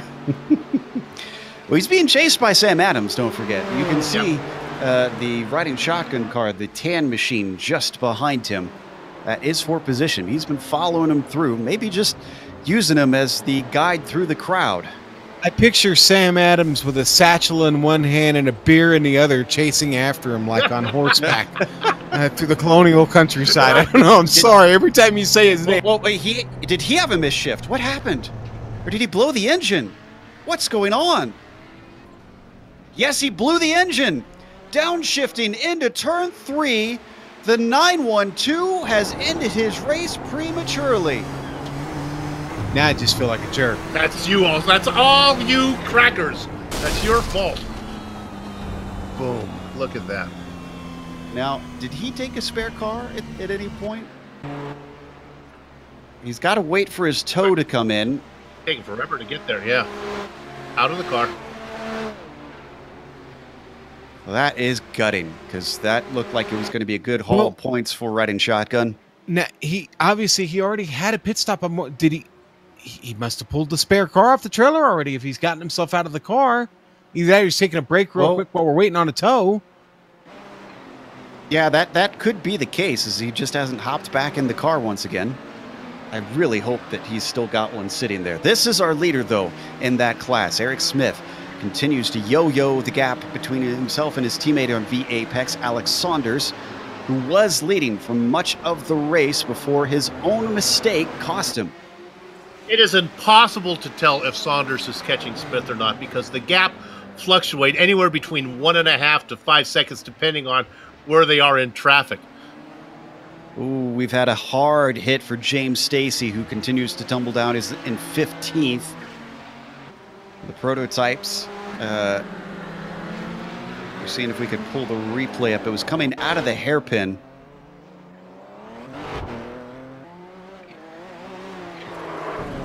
Oops. Yeah. And then we're going to watch L'Herbier. Did he have another issue? Yeah, coming out of Sunset. Car got loose. Boy, right in front of Adam Halleck. Nice job from Adam. And yet again, that one clearly from the bumps. That was a perfect angle to see the rear just start to hop on him. So, Paul Darling from second in GTO enters his stall. The Northwind Puffin Racing 851 goes up on the jacks, takes some tires. I'm looking at one hour to race. This is Warling as well. And a nice little battle with Paul Slavonic And again, Warling has pitted, but Slavonic has not. They're side by side down the front stretch towards turn 1. Slavonic's going to have the inside in the Alliance machine. And they've got cars coming out of the pits outside of them. Brian Bennett could potentially make it 3 wide, just barely gets ahead of them. Just behind, also complicated things. Steve Driscoll taking a look down into turn 3, outbraking the likes of Slavonic. Warling finally solidifies the place. What a battle going on there, and that one's not going to go away, Joe. That one is not going away at all. Again, Warling is the kind of the odd factor here. Remember, he had to pit early. These cars around him still needing to pit, and we know he's going to need to go in too. So what do you do? Do you go in with him? And Warling's cooked, though, because some of these guys are going one stop. He's got to go. Oh! And I'm afraid Bennett's not going to like that. And Warling just apologized over the radio for that one. Let's watch from above. Warling's actually having more problems as we watch this replay. That's Bennett in the wall. Oh. And Warling had to take evasive action. We don't need to see the replay of the second incident. Just had to go off into the grass through tower. And Bennett got a gearbox full of neutrals, as they like to say. Yeah, and that car is really hurt at the moment, Joe. I picked him up live. I think he's just trying to limp it back around here to the pits. Got a long way to go. Still got to get to the Ullman straight. He's down on the inside, off the track surface, letting everybody get by. And Blake Reynolds, our leader in the GTOs, has pitted. He is in at almost exactly the halfway point. I wonder if the drivers we're seeing not do a one-stop might be based on tire strategy, just thinking it's faster with fresher tires. Oh, and Lance Sear misses his pit stall. Found it now. I love how the car just straightens itself out as it goes up on the jacks. Well, that is going to hurt Nasir, who has been fighting for a top 5. Reynolds is back out. Riding shotgun. It's going to be doing pretty well if they continue where they are, though. So will V Apex. And this lines up, Bill, with what we saw in the first round as well for V Apex, because another multi-class endurance race where they showed their might. And here we are again, where they are currently 1-2 in the prototype class at least. So make hay while the sun shines, because pretty soon you're going to be doing a... Uh-oh. And Blake with a big off. What happened there? Well, he just came out of the pit stop. Let's check it out here on board. It was Dan Garber in front of him. Let's see. Oh, yeah, he had to make an evasive move, Joe, and it was, whoa, what a save. Yeah, that shows you just how good he is. It's like, okay. Well, he thought it's an Audi Quattro, so he'd take it rallying. Yes. Well, he keeps it going, and he's still in second place. But, curiously, Travis Warling, who has taken a pit stop, is ahead of him. Yeah, Warling's going to have to come in again, so... Yeah, probably trying that two-stop strategy. There is... Well, what is the gap between them, actually? Let's get ourselves... We can't see it because the timing and scoring is a little screwed up since the pit stops, but once Reynolds comes through... yeah, 13 seconds between them. It all depends on what those new tires are worth. And I am rubbing my hands together on that one. I'm actually eager to see two completely different strategies and how they're going to play out and which one tends to work better. Because we don't often get to see that here on GSRC. It tends to be one strategy is your optimal one. But the point is, they're not going to be all that much better. I mean, Reynolds took tires too. It's not like he's doing it without, so I guess it's a little bit better. What, 20 minutes better? Yeah, more time on the fresh tires, Yeah. whereas they're going to get a lot more worn. And I can tell you, they slow down. I did the 500K at Road America a couple years ago in this Audi. Oh boy, did they lose some grip. But right now, Reynolds has the fresher tires of the two of them. So He does, yeah. So he should be gaining on whirling pretty quickly. Up in the prototypes, Jimbo Pfeiffer's worked his way up to 5th. But Mark Schindel for Kinetic is trying to do something with that. We talked about old rivals between Ride and Shotgun and Alliance. How about some new rivals, Alliance and Kinetic?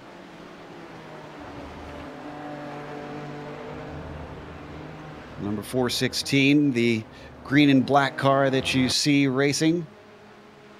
Excuse me, I guess he's white and black. Oh, Joe, you in colors, I tell you. Yeah, I'm so horrible with him.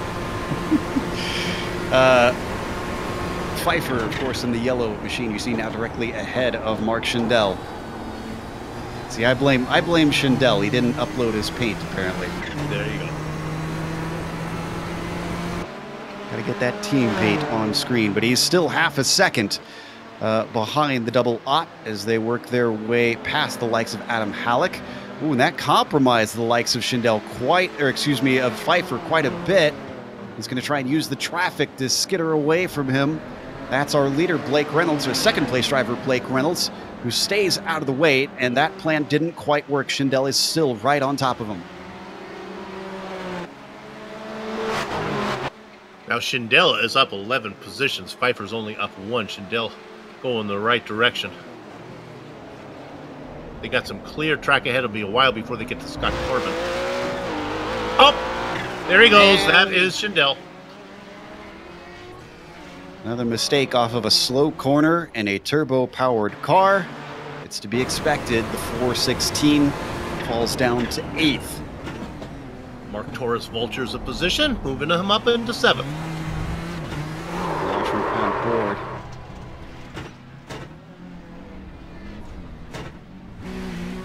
So as we come back live, GTO's once again putting some action on. Yeah, Slavonic and Mueller still at it. Slavonic gets around Mueller down the front straight, and now he leads him here through, and they make their way to the hairpin once again. And again, this is two drivers who've pretty much been on the track for most of the race. I mean, gone well over an hour now. We're into the second half, and it's these two still hooked up and still running well. And you know, Mueller.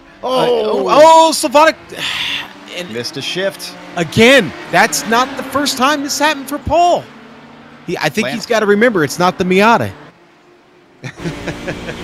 Lance Nasir also gets by him, so that's 2 positions from 1 mistake. We're going to listen to it here. Can't find it. Yeah, and his hand's still on the wheel. The right hand's still on the wheel, obviously. So that animation we're talking about, it's coming. Hashtag soon. No, and the Miata joke, Paul, an avid track day racer, just sold his Miata for a camera rig. Of all things, he bought a beautiful camera rig, but as someone got rid of the Miata. As someone who went to film school, I'm okay with this decision. You have to say, though, that that could have been a little bit of commentator's curse, because you were talking about how much they were together this whole race, and yeah, I know. Well, I'm full of them tonight. 50 minutes still left to go in this race. Real quick rundown of your podium in either class. Eric Smith is currently leading over in the GTPs. Ever since he passed his teammate, he's been holding on to that. His teammate Alex Saunders has been trying to regain the time, and he's done somewhat. He's down to 1.2 seconds, the number 9. You can see with the red and white on that V Apex car. But then the last of the podium is a long ways behind them. It's 11 seconds down to 3rd with Trevor Clement. What about the top drivers over in the Audi? Sean, what's the top 3 there? Well, you've got Travis Warling back to the front. Again, kind of a benefit of that early pit stop, but You know what? He's still going to have to take another one. In fact, getting close to the end of the stint on his Audi. Blake Reynolds holding down second, sure to take first when Travis has got to come in here. And Paul, oh my darling, Soup's old buddy there, sitting in third in the 851. We've got to go back to the lead for the GTPs. It's taken a while, but Alexander has run him down, Bill, and this is the closest we've seen him in probably about half the race now. Yep. Now let's see how these teammates play. Maximum points up for grab between the V Apex drivers, but they could so easily throw both of them away if they get into each other. Oh, they are coming up on a battle with Dick Mueller and Nasir and Slavonic. That's a battle for position. This will be fun. And closing fast, here comes Smith. Stays behind through Jean Dambien. This is going to clog both of them up as Alex Saunders also has to wait patiently by one car. Eric Smith gets through. Now they accelerate away, and they should be able to get by all three, hopefully, before Sunset Bend. In the meantime, that held up Nasir something fierce, and Slavonic's got himself a run. Gets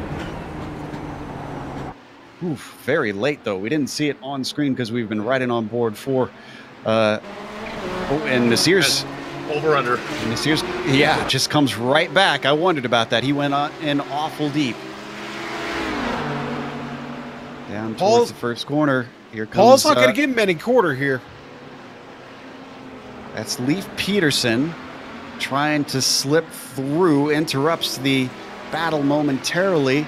Lance just ahead of Paul down to turn 3. Paul can't quite make a move stick. Oh, but a missed shift, so it means he gets into the back of him. These gearboxes on these Audis are diabolical. Boy, they're on display tonight, aren't they? When we talked about it in the pre-race, I never thought Slavonic looking into the hairpin here on the inside. Oh, sorry, we moved off of that. My bad. We're back to it now, side by side, coming off the hairpin. Slavonic finds the grip with great acceleration. Let's watch that one more time so that we can see the full thing. Poor director's been yanked every direction. Killing him. He should be used to this in Camel. Yeah, those are only 40-minute races. Beautiful move. Textbook stuff there. On board the Alliance driver. Wow. Slavonic telegraphs that one, sends it in, and the mailbox is full.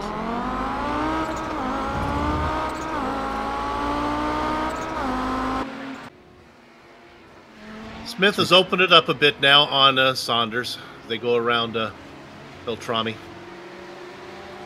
We haven't looked at Beltrami, I feel like, this entire race. He's racing in 20th.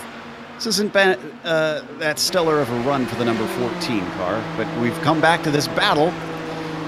Here we go again into Sunset Bend. Next lap, same story. Don't forget Brian Barnes, who's got to make room on the left side. He gets by both cars. I want to steal you away. I want to go up front. This is getting scary. This is really getting scary. Oh, yes, it is indeed. That's Lindgren and Salstead next to each other. They get through, through the middle. Wow, did not give the likes of Lindgren very much room, but that was decisive because look how caught up Saunders is. Eric Smith finds himself under threat, and like a thief in the night, he sneaks away undetected.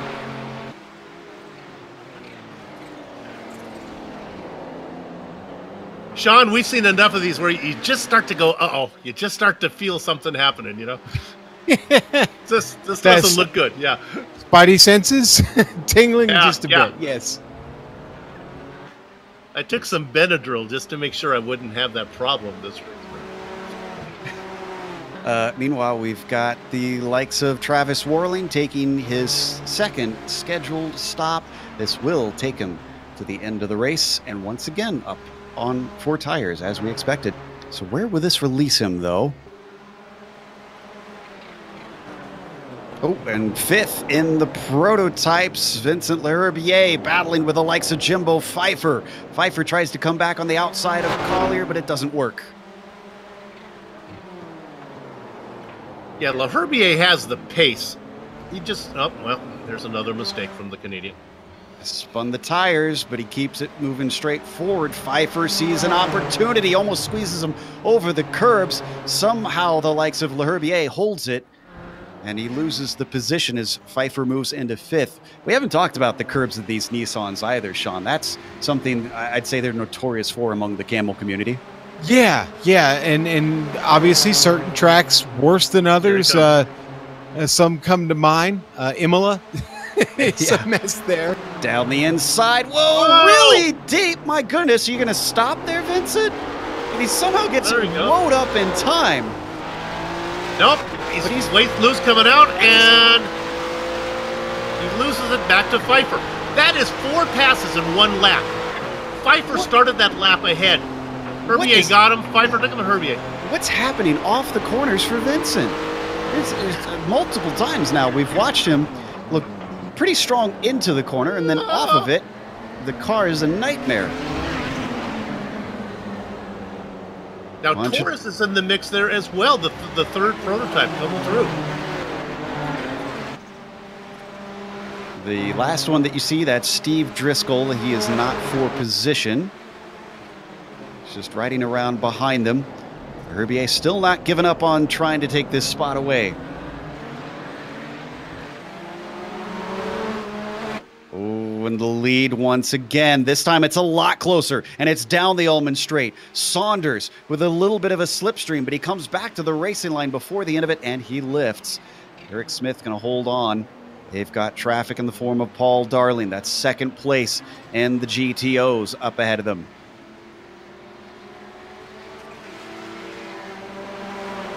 I think they both own the virtual coin flip software where they'll just flip that to see who's going to get the win. Careful, boys, so they come up behind Darling.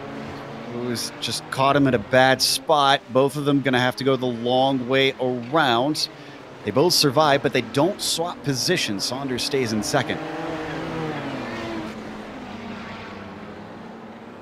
Now out of turn 5, through Big Bend. Smith running a very cool race.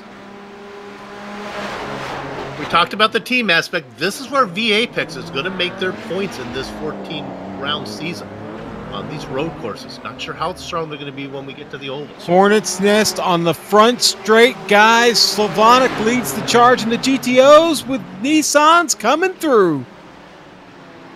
Woo! That is Driscoll, Torres, Leherbier, and Pfeiffer. And they managed to do it without incident, but Slavonic still has Fleming looking to the inside, down into turn 3, outbrakes him, and makes it stick in a smooth pass on the left-hander. Opening door for Lance Desir. Yeah, there's the guy you got to watch out for. Been watching him all race. Oh, they go through wide. No. Oh, no. I was going to say this is looking sketchy. Nasir backs out of it. He doesn't want anything to do with that action as they hit the hairpin. I think Fleming just got himself a bad run off the corner, and Slavonic tried to get through. Right on board with Patrick now, looking back at his teammate. And I just want to report, let's stay on this. Worling came out in 4th place. Now he's a long ways behind Reynolds, mind you, but fresher tires. And in fact, he's a lot fresher than the likes of Adam Lindgren, who I think is also on a 2-stop strategy. Yeah, Lindgren's going to need another stop. He can't make it to the end. He's sure to give up that position. Man, so that's effectively 3rd for Worling. Yeah. What a recovery. 3rd with 30 seconds up to Paul Darling, who is on a 1-stop strategy. Here's Worling now. That's a lapped car with him, Steve Selstad.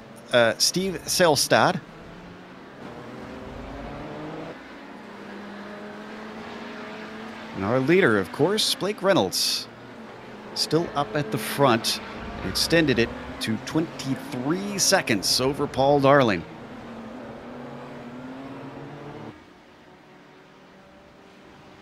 Seeing a few of our GTP drivers taking scheduled stops. Should be just about time. Boy, our director's found it here. This is the... Oh, my goodness. That's Pfeiffer. First through. There's Leherbier going through. They're going around the GTO car of Salstad. Torres gets through. And that's also Pfeiffer, who got checked up by the likes of Driscoll. Leherbier took advantage. The kinetic car down to the inside in Cunningham. And that moves Vincent up to P5. Driscoll trying to stay out of the way of this fight. He holds off to the left, lets them through. And thankfully it can continue now. I've watched Leherbier race a lot, but he just doesn't look really comfortable in that car right now. And what's happened to Eric Smith, our leader? He's had an incident of some sort. It's out of turn 1. It's all on his own. Oh, boy. You're going to see the back of the car twitch. And then around it goes. Sends him down to second. And Alex Saunders finds himself back up in the lead once again. Saunders had to go around the outside and just hope that his teammate didn't roll into him. There's the catch, and right now his teammate's going right behind him. Well, the lack of a catch, at least. Yeah. Oh, it's a catch.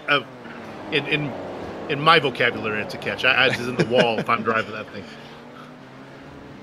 Yeah, he did a good job. Meanwhile, he's now dealing with traffic, is our leader.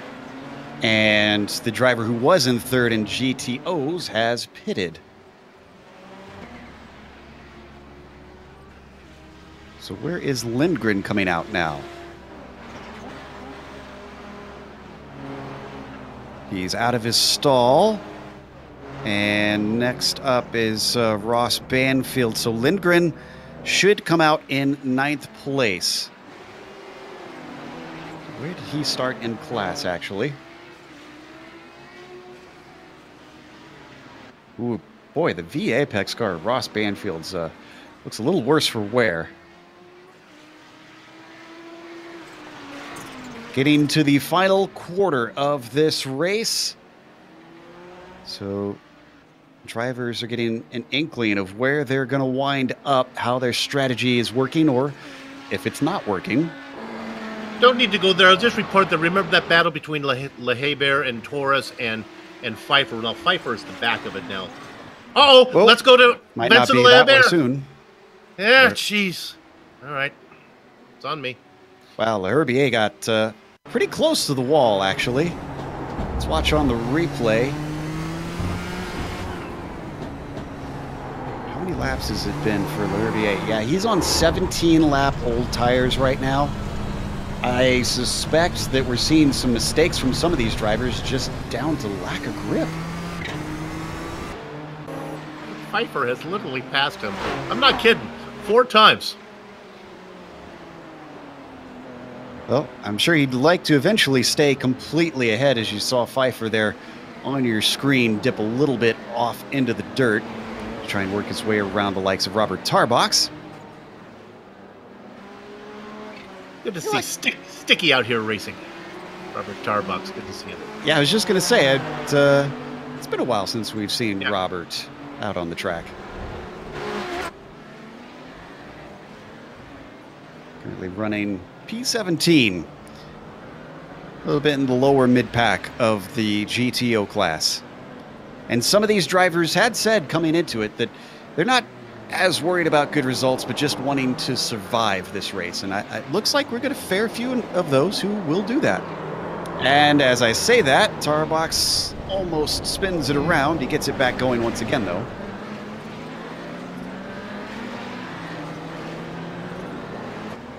I'm going to save this race as a replay and give it to all the drivers that come up to me and say, could you give me more screen time? I'm just going to let them watch this race.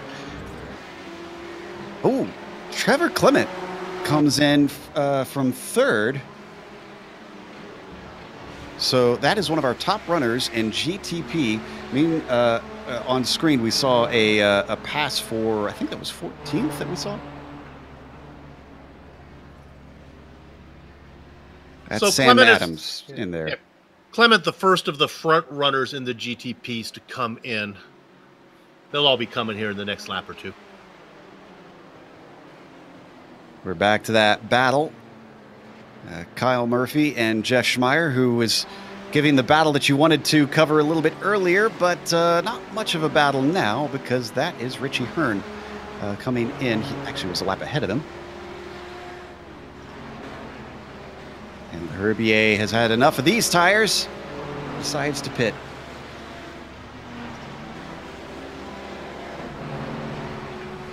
And as he pits, Clement comes out, slots into 8th position, leader of all the cars who've pitted. You know, I'm disappointed that Vincent has not painted his car like the Love Bug at any of these races so far. I'm laying out on him with that. I'm laying out. Did not like that joke. This is Alex Saunders back up to the lead for him. He's Clark Archer, guys. Herbie, Archer with a spin out of turn 2. He's just sitting there. Archer in the Nissan there. 47th overall right now. Yeah, spun in a horrible spot. Had to wait a long time. A very long time. A dozen cars at least. He just lost it all by himself coming off the turn. He did have an Audi ahead of him, maybe put him off slightly. But the Audi didn't do anything wrong. It was Wayne Hutchison ahead of him. Yeah, the ride-in shotgun car, I think, has been down the order for a number of laps now. And is essentially just points riding for the moment. Liam Quinn, in the meantime, also coming in from third now that he inherited it from the likes of Clement.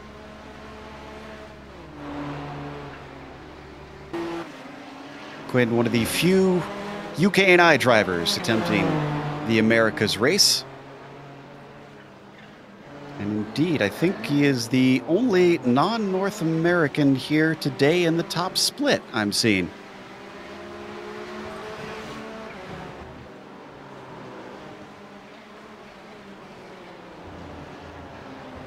We watch our leader slice his way through traffic. Some of that getting to be some of the Nissans, indeed. Because it's not only Audis that he's having to overtake.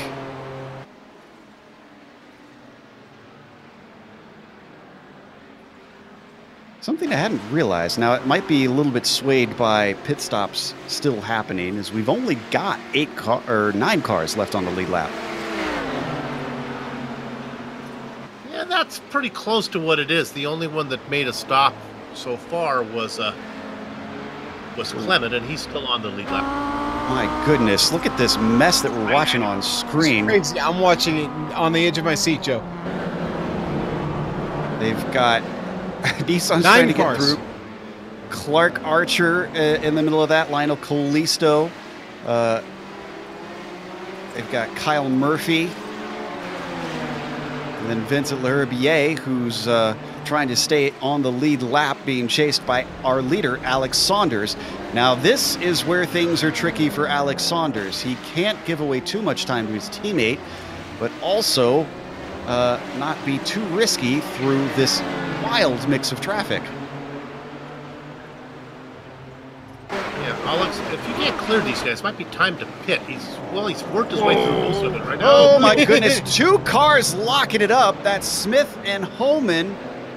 Both of them in separate incidences are trying to stay out of each other.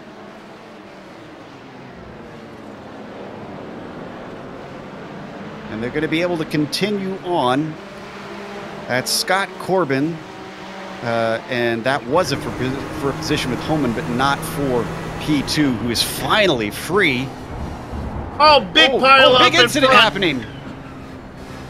And, second place driver barely avoided that, and it's just causing a chain reaction because of how much traffic was barreling down. Was that Patrick Fleming, the first one involved? Oh, I think it's Mueller and Leherbier got together. Yeah, Leherbier gets into the back of Dick Mueller. It's the second time in this race that Mueller's gotten it from behind in the same spot practically. And this is comparable to a winter accident you'd see on the mountain highway in California or in Colorado maybe, where it's just a total whiteout, nobody can see anything, and everybody gets involved. Steve Salstad had the worst of that. So did Patrick Fleming. Fleming almost got through and then got clipped.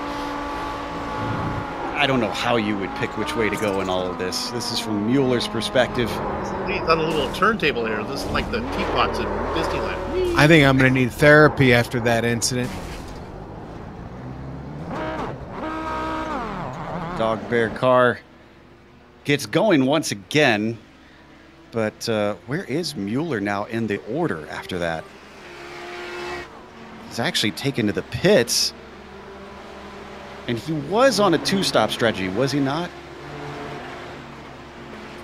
I'm not sure. Yeah, yes, Mueller was on a two-stop strategy, yes. Jimbo Pfeiffer comes in. Not much option as far as the two-stop strategy goes for the Nissans. So he's taking his second scheduled stop. The highest of the cars who's pitted twice in the Nissans right now is Trevor Clement. You know, and there's an interesting thing going on the track right now, guys. You know, just a few laps ago, it was up to 113 degrees on track. It has gone way back. It's down now about 106 degrees. Some clouds rolling in, making a bit of a difference in the track surface at the moment. And it's 11:30 in the afternoon. So the sun's getting higher and higher. They're going to end around noon. Excuse me, 11:30 in the morning. Okay. It's almost afternoon at that point. It is. It is. All right. Smith is coming in to make a stop. He was behind Saunders by 1.5 seconds. Both of those drivers survived that incident that Mueller was in. So now Saunders, this is where Saunders has to get going. Yes, both of them probably sighing a bit in relief. Vincent Leherbier comes back in. Is this his third stop, actually? And as we look at Saunders now, he's got some negotiating to do. He gets around Hutchinson without a problem. Now this is Kalisto, who is in the same class, but a lap down. Not been the best start of seasons for Lionel Kalisto, I have to admit. Former champions got some work to do.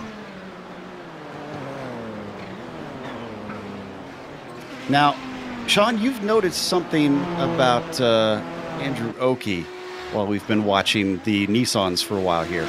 I don't think we're giving Andrew Oakey enough credit about the drive he's got going right now, Joe. This Northwest driver, he's come up 12 spots. He's just outside of the podium now. He's got a long way to go to the podium. He's gonna need to stop one more time here, but I mean, he's chasing down Slavonic at the moment, and he's turning some really hot laps. Paul Slavonic, we know, no slouch here, but I'll tell you what, the Sim Mortal number 96 is having a tremendous run today as Vincent Leherbier gets by clean. Meanwhile, the leader of that GTO class is still Blake Reynolds, and it's a 27-second gap between himself and Paul Darling. Saunders is in from the lead in GTPs. He's got 50 seconds to Eric Smith. Well, he seems like a long way to go to Smith to get there. But the awfully fast, and the Smith stocks take a long time. Smith currently coming out of Jean Dimbian into Le Mans. He's being held up slightly right now. Adam Lindgren is at the wrong place at the wrong time for the V Apex driver. Now he's able to get past down the backstretch. Saunders is off the jacks, but he remains in his box.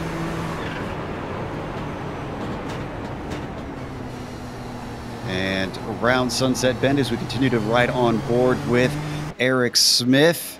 Saunders is rolling. Saunders, yeah, he's past the cones. Now he will be passed by Torres, who is yet to pit, but Eric Smith will be behind him, not by a huge margin. You can see they're on the same straight. It was a second and a half before the stop, 2.5 after the stop. Interesting note about drivers who are continuing, I guess, for the Dory Award here today on GSRC. They do have to complete 80% of the laps to be classified for points. So if they are down the order, they've still got to make sure that they hustle and get to the checkered flag in time. So it's not just keep swimming, just keep swimming fast, I guess. Yeah. Exactly. Yes. Right? That's exactly what I thought immediately. Just keep swimming fast. Yes. And the Nissan so far have done about 51 laps. So we're looking at roughly 75 or thereabouts laps. I'm not going to do the math to figure out what 80% of that is, though. Blake Reynolds coming around to complete 46 laps at the moment. Based on the time left, I think we probably got a little over 12 laps left, maybe about 12 and a half laps left for our leader, Blake Reynolds. Of course, that could change if one of the Nissan leaders get back to him and get around. So we'll see. Just an estimate. Just kind of doing a little calculating myself, but not any hardcore math. Now, we're seeing a little damage on Blake that we haven't seen before. I'm trying to pick it up. Yeah, I see it too. This is interesting. We got a pass for the lead here. Now, don't get all that excited because Torres still needs to make a pit stop, but nevertheless, he's out in front. And Torres is on 24-lap old tires. He has been flogging these things. Right. So you may want to think, well, why is Saunders in such a hurry to get around him? Well, that's because he's got Smith behind him who's coming on him. So it's 2.5 seconds. Yep. Yeah, from second to third right now. Plus, they're dealing with the Audi traffic. Beltrami wants to get down to the apex. Not to the pleasure of Alex Saunders. Now he can get by. That 2.6 second gap is now 1.9 because of that. Man, I finally found out what happened to Reynolds. Was that far back?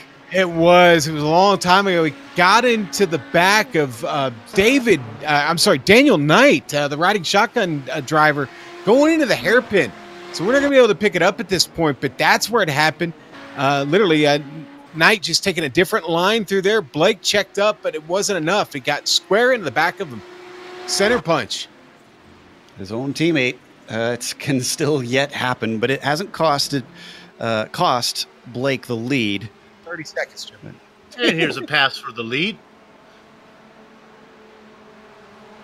Saunders manages to get by with ease on Mark Torres. Didn't even look like Torres really was defending, yeah. And he pits. Torres is coming in, yeah. Here we go. 63 laps is 80% of 78 is what we're being told. From a man who should know, one Phil in and around the lake. Regular in the Camel GT series. Big thanks to Phil for feeding us some info out there. Phil burning the midnight oil, well past the midnight oil over there. Maybe helping some of his dirty torque teammates. I think so. How about we give a little love to a driver before he has to pit and we lose him? John Keefe, 3rd overall. So Racing where is there. He still needs to make his stop. In? We're seeing what, about 50 seconds as the bogey time? So that would send him back to about 9th or 10th, I believe. Yeah. Pfeiffer Hearn, we'll see how that plays out. How about the recovery for Richie Hearn, though? He's back up to 9th place. And I think he's got all his stops done. He's been in and out 3 times. We know he had the extra one in there at one point. So I'm assuming the 3rd stop is his last scheduled one. He's got 20 minutes to go. Potentially looking at 8th place once John Keefe finally comes in. I hope he comes out around close to Rutgers Ked, because I've been dying to call the action between Keefe and O'Keefe. That's possible. That actually might happen. Yep. We'll see. Keefe's down in 11th right now. O'Keefe is down in 11th. Ah! $1. That's $1. All right. I can't believe we've made it this long. I mean, 20 minutes to go. And Smith is in. Is this his second or third stop, though? This is his third stop, isn't it? This isn't right. Eric Smith should not be pitting. Wait, he's got damage. Oh, no. Something serious has happened to the number 32. I'm looking to see. It was right there, just not far out of... Yeah, coming out of Le Mans on this lap. He took a spare car. Let's see if we can find the replay. Nobody else involved, all on his own. Wow, the Apex could have easily had a 1-2, and then this happened. Just the tiniest little of dirt to the outside, and the car became the devil.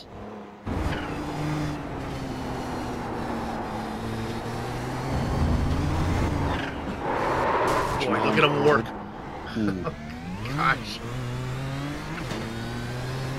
He returns to the track in 5th place thanks to the spare car. But this promotes John Keefe to the dizzying heights of P2. Time being. I think it is going to get... I've been calling for Liam Quinn to get to the podium. I think he's actually going to get there now. It's looking likely because Clement and he are going to get promoted once Keefe pits. Keefe is on 26 lap old tires right now.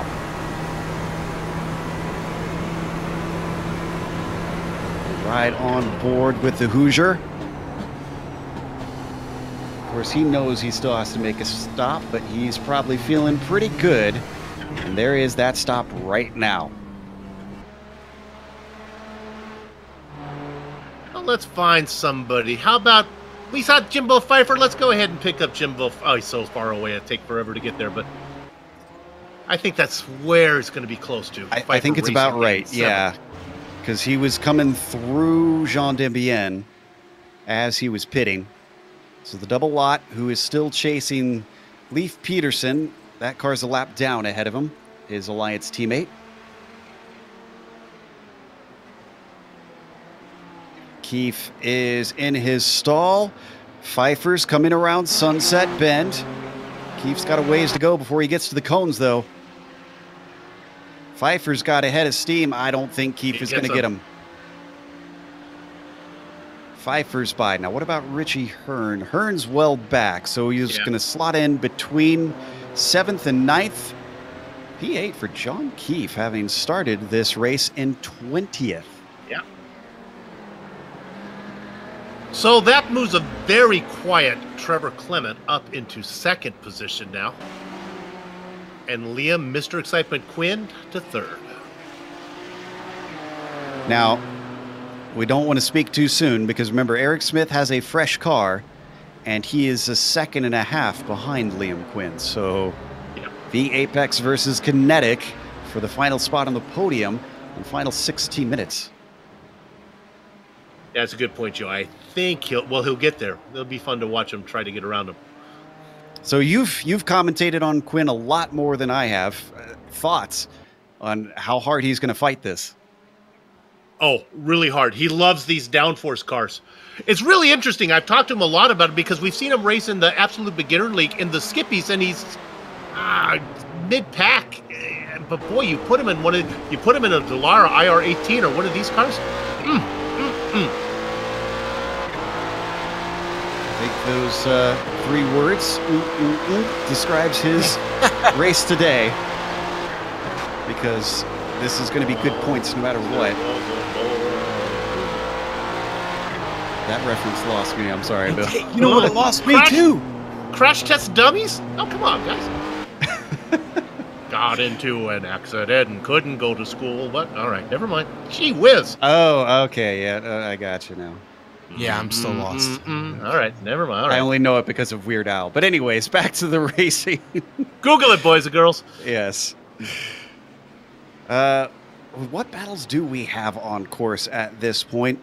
It's getting towards the end, and these drivers are starting to spread apart as their strategies have played out. Blake Reynolds, who is not going to have a clean car in victory lane if he makes it to the finish in this position, has been dominating. I want to make my musical reference. This is the end. Oh, this is the end. I'm sorry, I had to. Close your door on the way out, please. All right, I will. Anyways, Brian Barnes currently running in 16th in the GTPs. That's Lionel Callisto trying to make up for something of a miserable race for Little Train. It's tucked up behind the bright blue machine of Brian Barnes and then gets beside him. And I think he's going to be able to complete this down into Cunningham. Indeed, looking at him outbrake the car of Brian Barnes. The number 4 falls down to 17.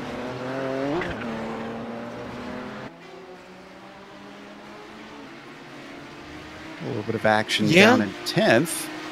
It's our favorite driver to talk about today, Dick Mueller. Still fighting, man. Still in this race. Still fighting for positions. Really? After he had a spin where he was on top of somebody's hood. Good for him. Spare car, Bill. Oh, that's right. Yeah. He thankfully was able to bring it in, get the replacement on the track, and right now fighting the likes of Bryce Roberts. This is not for position. He's putting a lap on Bryce in the riding shotgun car. It's Michael Thompson behind him who is chasing him down for P10. Now, Dick is about 2 seconds faster than the car in front of him, Daniel Knight, who had trouble earlier. We saw that. And I think there's still opportunity in front of Mueller here. You know, he started just a couple of spots ahead. I think he's got a good shot at going after Knight here before this is over. Ross Banfield, a little bit too far up the track. I don't think he can catch him there. I think we better go up to Liam Quinn in P3 right now. He's got some interesting traffic in front of him and some big traffic behind him in the form of Eric Smith.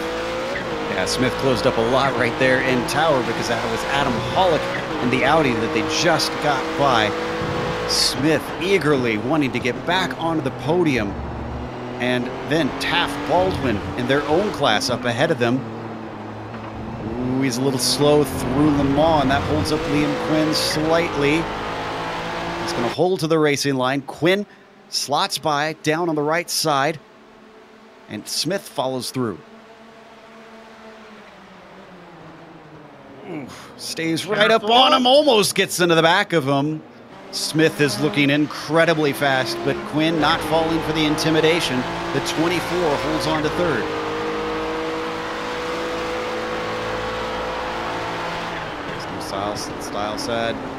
Seilstad staying out of the way. Smith had a small bobble coming off the corner, has to collect himself.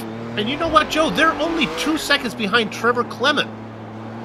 I'm not sure if Trevor had a bigger lead than that. I'll have to go back and see if he had some issues. Boy, there's a driver I feel like we haven't talked about near enough, Trevor Clement. We keep mentioning him every once in a while, but it's usually, well, nothing's going on with Trevor. Yeah. It's just riding his race, and I don't see any outrageously slow laps recently for him. They've just been playing faster. Oh, no! Oh, Quinn got tagged! He saves it! Holy smokes! And he makes the corner! How in the world? Let's watch the replay. Just a little miscommunication between himself and Dan Garber in the Audi as they come out of 8 and 9. A little something I like to call Mr. Toad's Wild Ride. Kinetic cars in motion, off the track and on. How that car didn't snap back and just go right into the Armco barrier, I have no idea. And he didn't lose a position in it either. That's what amazes me. How did he do all of that? Let's watch his view. Boy, he can skip arm day next time he goes to the gym because they got to work out there. But it didn't last long because Eric Smith has taken third away from him recently. You can see he's now ahead of the kinetic machine. He's coming back at him, though. He might actually, yeah, wow, Liam Quinn, you said he was a fighter. You weren't kidding. Round the outside of turn 1, round the outside of turn 3, but it's all for naught because still Eric Smith denies.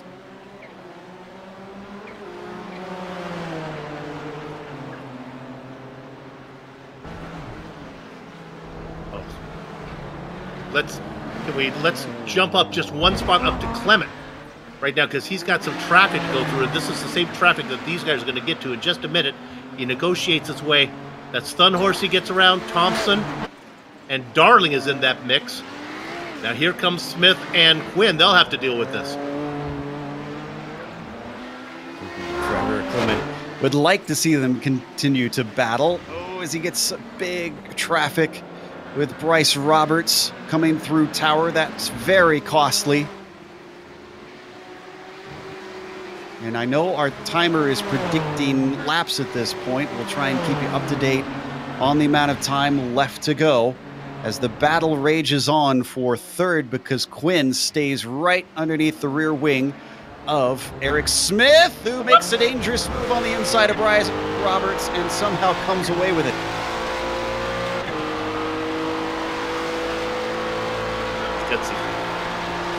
Oh boy, it was. Now I'm trying to figure out which timing and scoring I should trust here. I'm seeing 4 minutes to go on one, 8 minutes to go. Okay, so now I know which one to trust. Liam Quinn going by the likes of Dick Mueller, still giving chase on Eric Smith, and Smith seems to be frustrated at every corner, tries to make inroads on the 111, but nothing is going his way. Now he goes by the likes of Knight. Sorry, Joe, we've got a problem. A couple of Audi drivers got tangled up. Wayne Hutchinson and Brian Bennett, not in any real kind of battle. Poor Brian Bennett. It has been a rough day for the It's been a horrible day for him, yeah. And that started with Hutchison. You could see just caught the grass, and unfortunately that steered the car right into Bennett. Nothing intentional, just a tough break. But horrible luck with just 7 minutes to go, over 7 minutes to go in the race. That's one reason I hate Tower Corner. The exit of Collier so hard to get that car lined up. As we come back live, you can see they got it going once again. Smith has left Quinn behind, but now he's actually closer to Clement. I think they got a real chance to get to Trevor before this is done. Boy, what a recovery that'll be for Smith if he gets back up to second place. That is astonishing work. The driver hailing from the Mid-South, racing for V Apex, looking to get that 1-2 back that I said was looking likely. He's not made it an easy job for himself. It's a big weekend for V Apex Racing, man.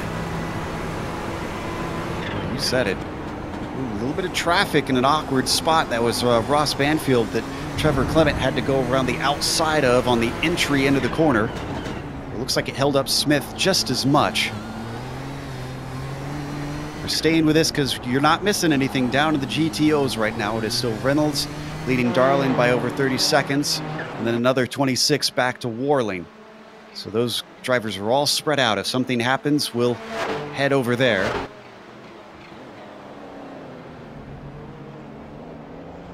And the leader over here, we should mention, is still Alex Saunders.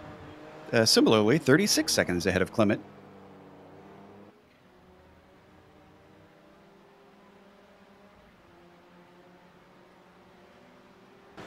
Let's not forget the battle for fourth.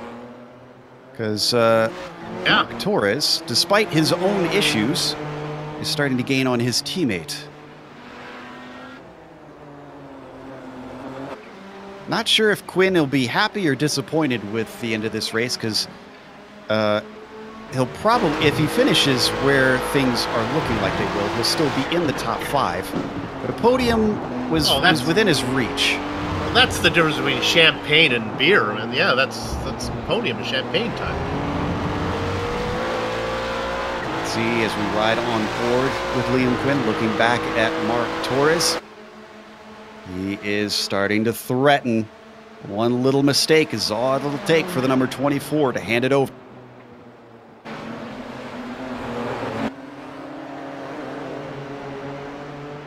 Very good through Sunset Bend. Go ahead. That's Blake Reynolds they go around right now. The leader gets out of the way. Doesn't want any problems with these guys. Oh, and the pass is being made. Mark Torres to the inside through turn 1. Just like that, Liam Quinn gets demoted to 5th. He didn't fight that very hard. I think that was knowing the teammate was coming up. There's no point in ruining a good race at the end.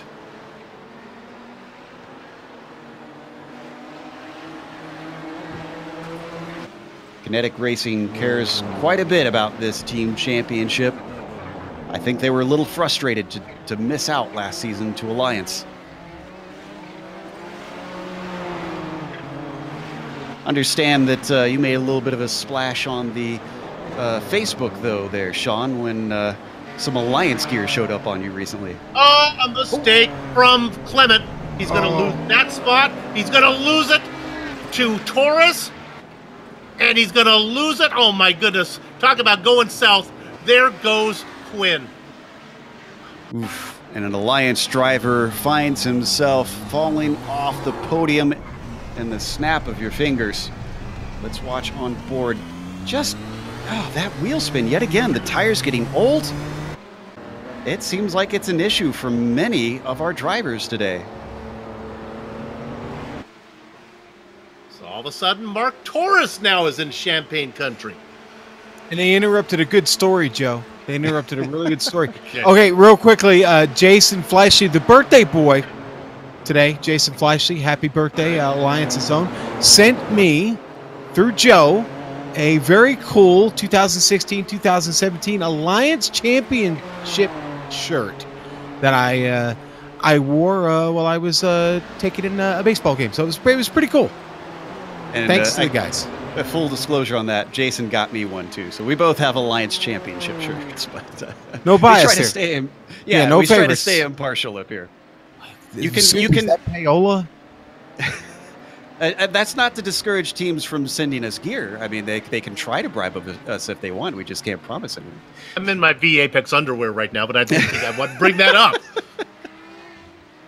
2 minutes left to go leaves us with, we believe, 2 laps at the line for Alex Saunders. Yeah, I'm still waiting on my championship shirt from Challoner, too, by the way. He's watching. So you know where to send it.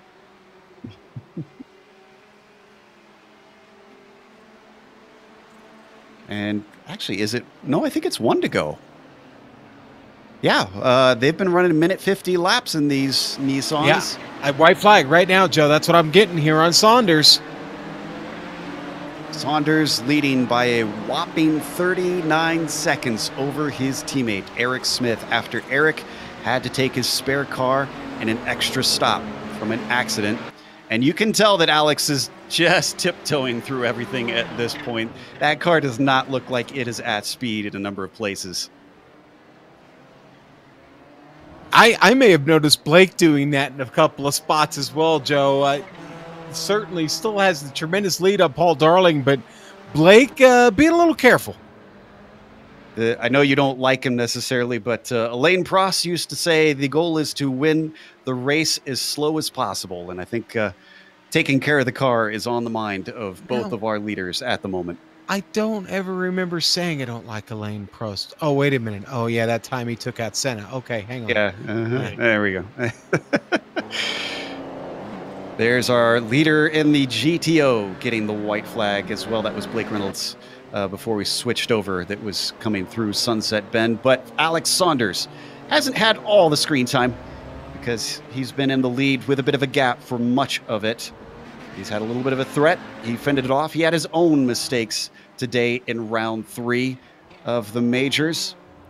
But the America's race here of our 3 different regions is looking easily in the hands of a V-Apex driver. The number 9 comes down the Ullman Straight. At this point, just one corner is all that sits between him and the checkered flag. A sweet victory for Alex Saunders as he swings over the bumps of Sunset Bend, comes to the line, and wins here today at Sebring. Blake Reynolds still has over half the track to go, Joe, as he heads down to Cunningham.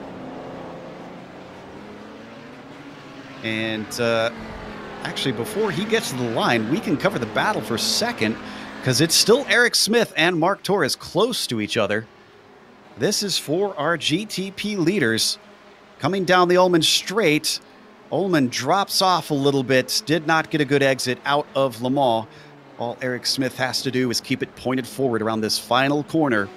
It is a V-Apex 1-2 here today in Florida. Mark Torres for Kinetic, bringing home final podium honors. And then let's head to Blake Reynolds, Sean. He's completing his. Yeah. In fact, the race is over for Travis Warling already, and Paul Slavonic. Here comes Blake Reynolds down the Ullman Straight one last time in the toe of that Nissan right in front of him there. Who is that? Mark Schindel right in front of him. Blake's not going to have any problem with that, though. He's going to get through Sunset. What looks to be pretty clean, nice and tight. He drifts it a little bit through for a little bit of a show and gives us a wave as he comes across the line. Blake Reynolds, your winner here at Sebring International Raceway. Well, this is a familiar sight to at least us at GSRC. Paul Darling with a quiet run to a good finish. Second place for Paul here today, but he had nothing on the likes of our current champion, Blake Reynolds. A monstrous 34 seconds.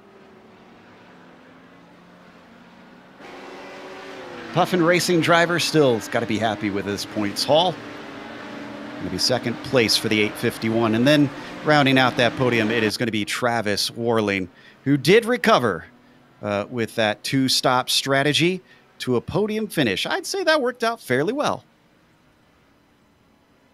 What an awesome race. Eventful. We never really got to talk about some things. We speculated in the beginning, Joe, that we may not get them in. And that is going to be it for now, but the broadcast isn't over. We've got the unofficial results as well as driver interviews after this, because on screen, you're going to see all the upcoming races here on the GSRC.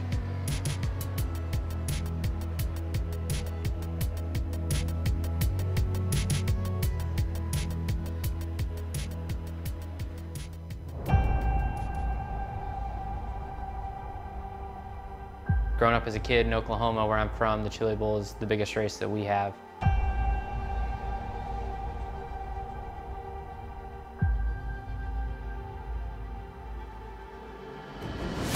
The Chili Bowl has kind of been my favorite race of the year.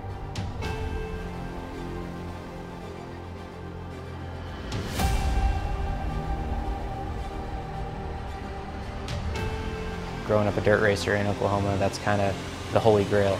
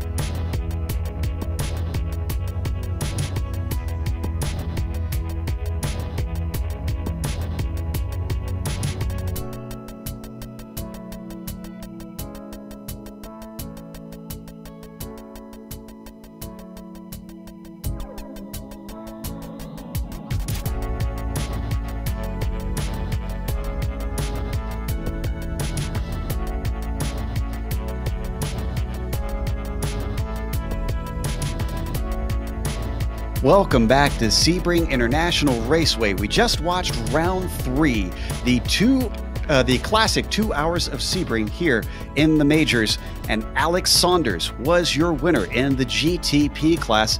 He had a little bit of a mistake midway through, handed over the lead, and it didn't look like he could catch his teammate, but Lady Luck smiled on him. Eric Smith made his own error and handed over the lead. Smith still recovered to second place.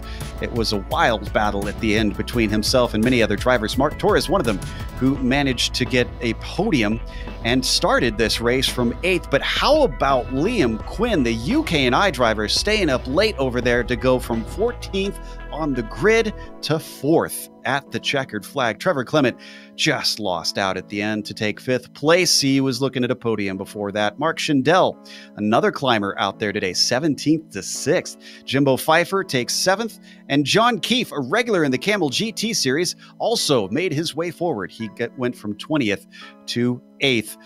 Richie Hearn finished in 9th. That's a decent finish from him, but an extra pit stop meant we could have seen a lot better from the number 70 car. And then the top 10 will be finished by Vincent Leherbier.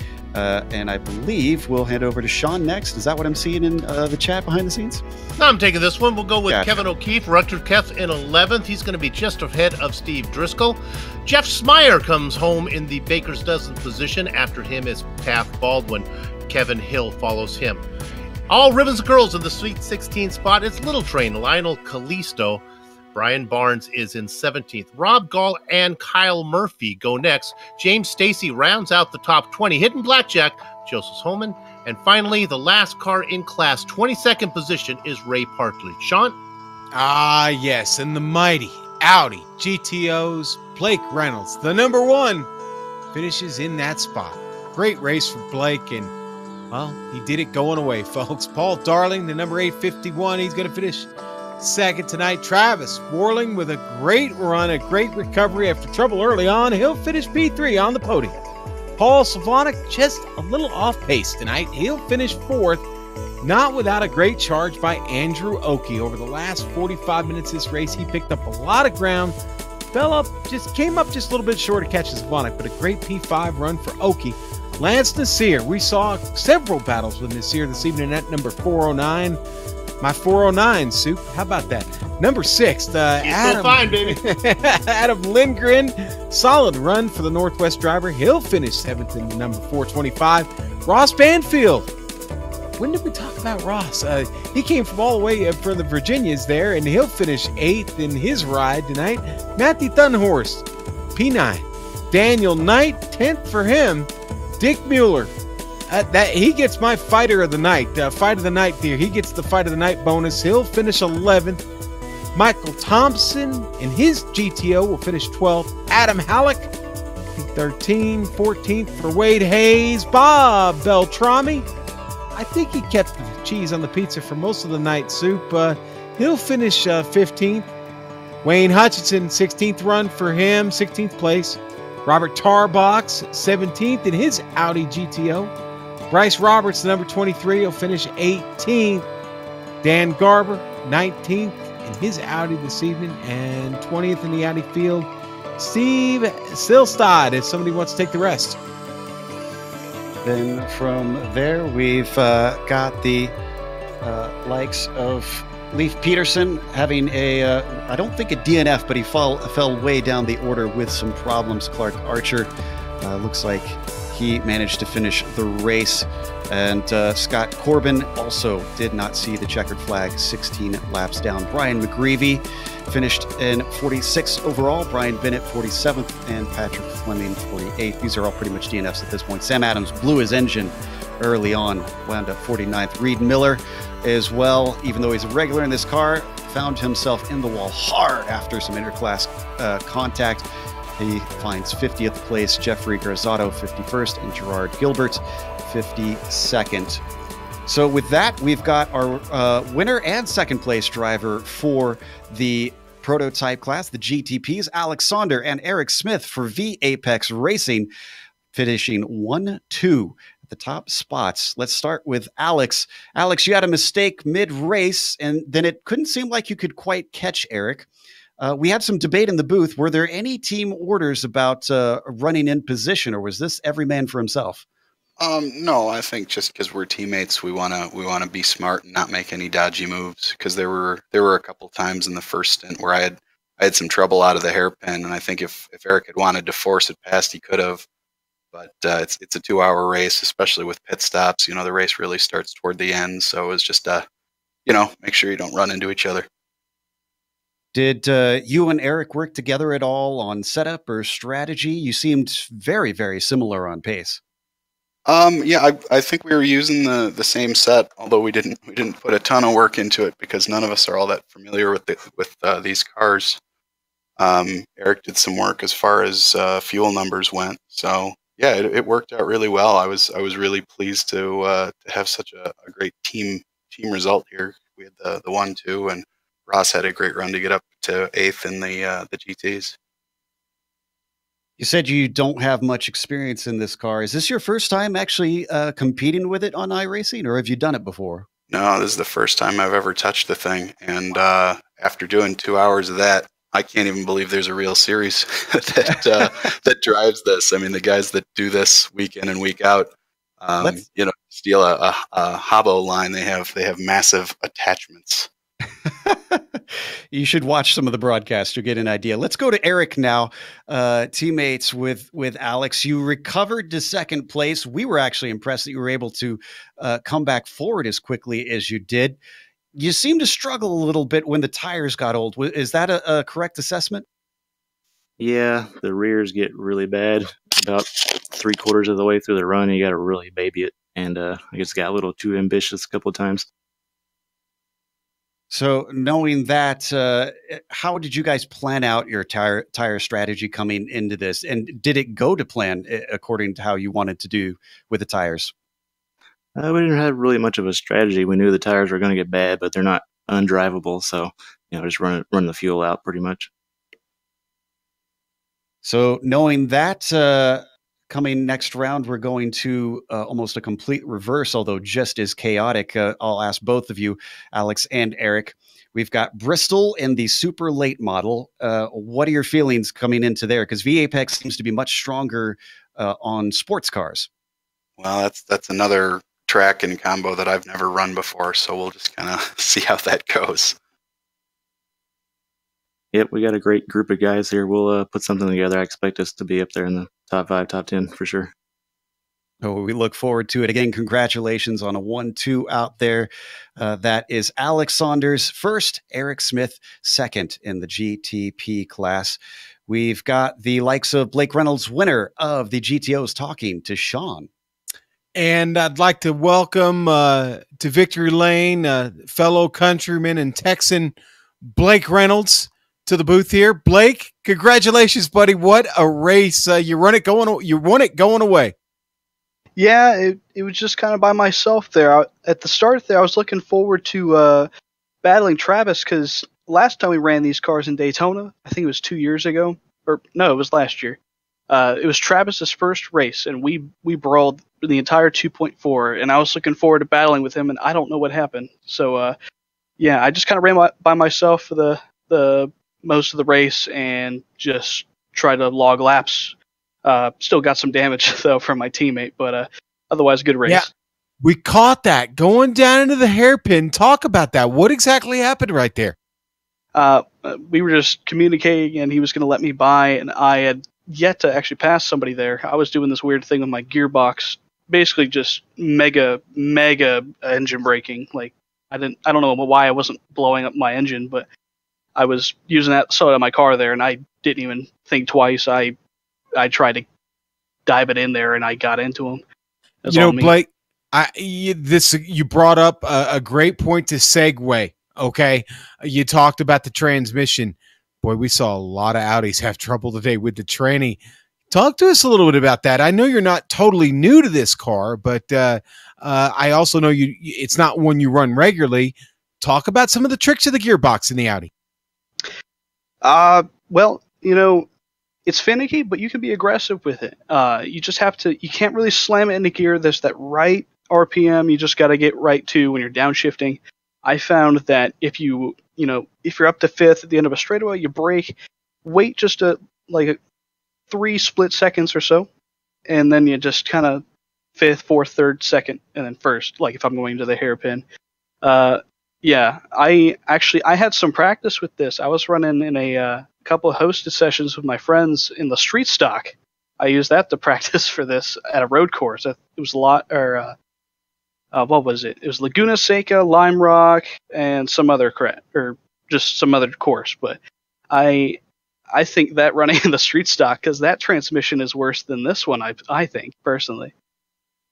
Well, you survived it, and you survived it big time with a win. You also drive for a big team, and I'm sure you have several people you'd like to thank real quick. Yeah, I'll just go through the list here. I got to thank everybody in the pro split riding shotgun. We had Daniel up there, Lance, Sam. Unfortunately, what happened to Sam there? Adam Young for being awesome as always.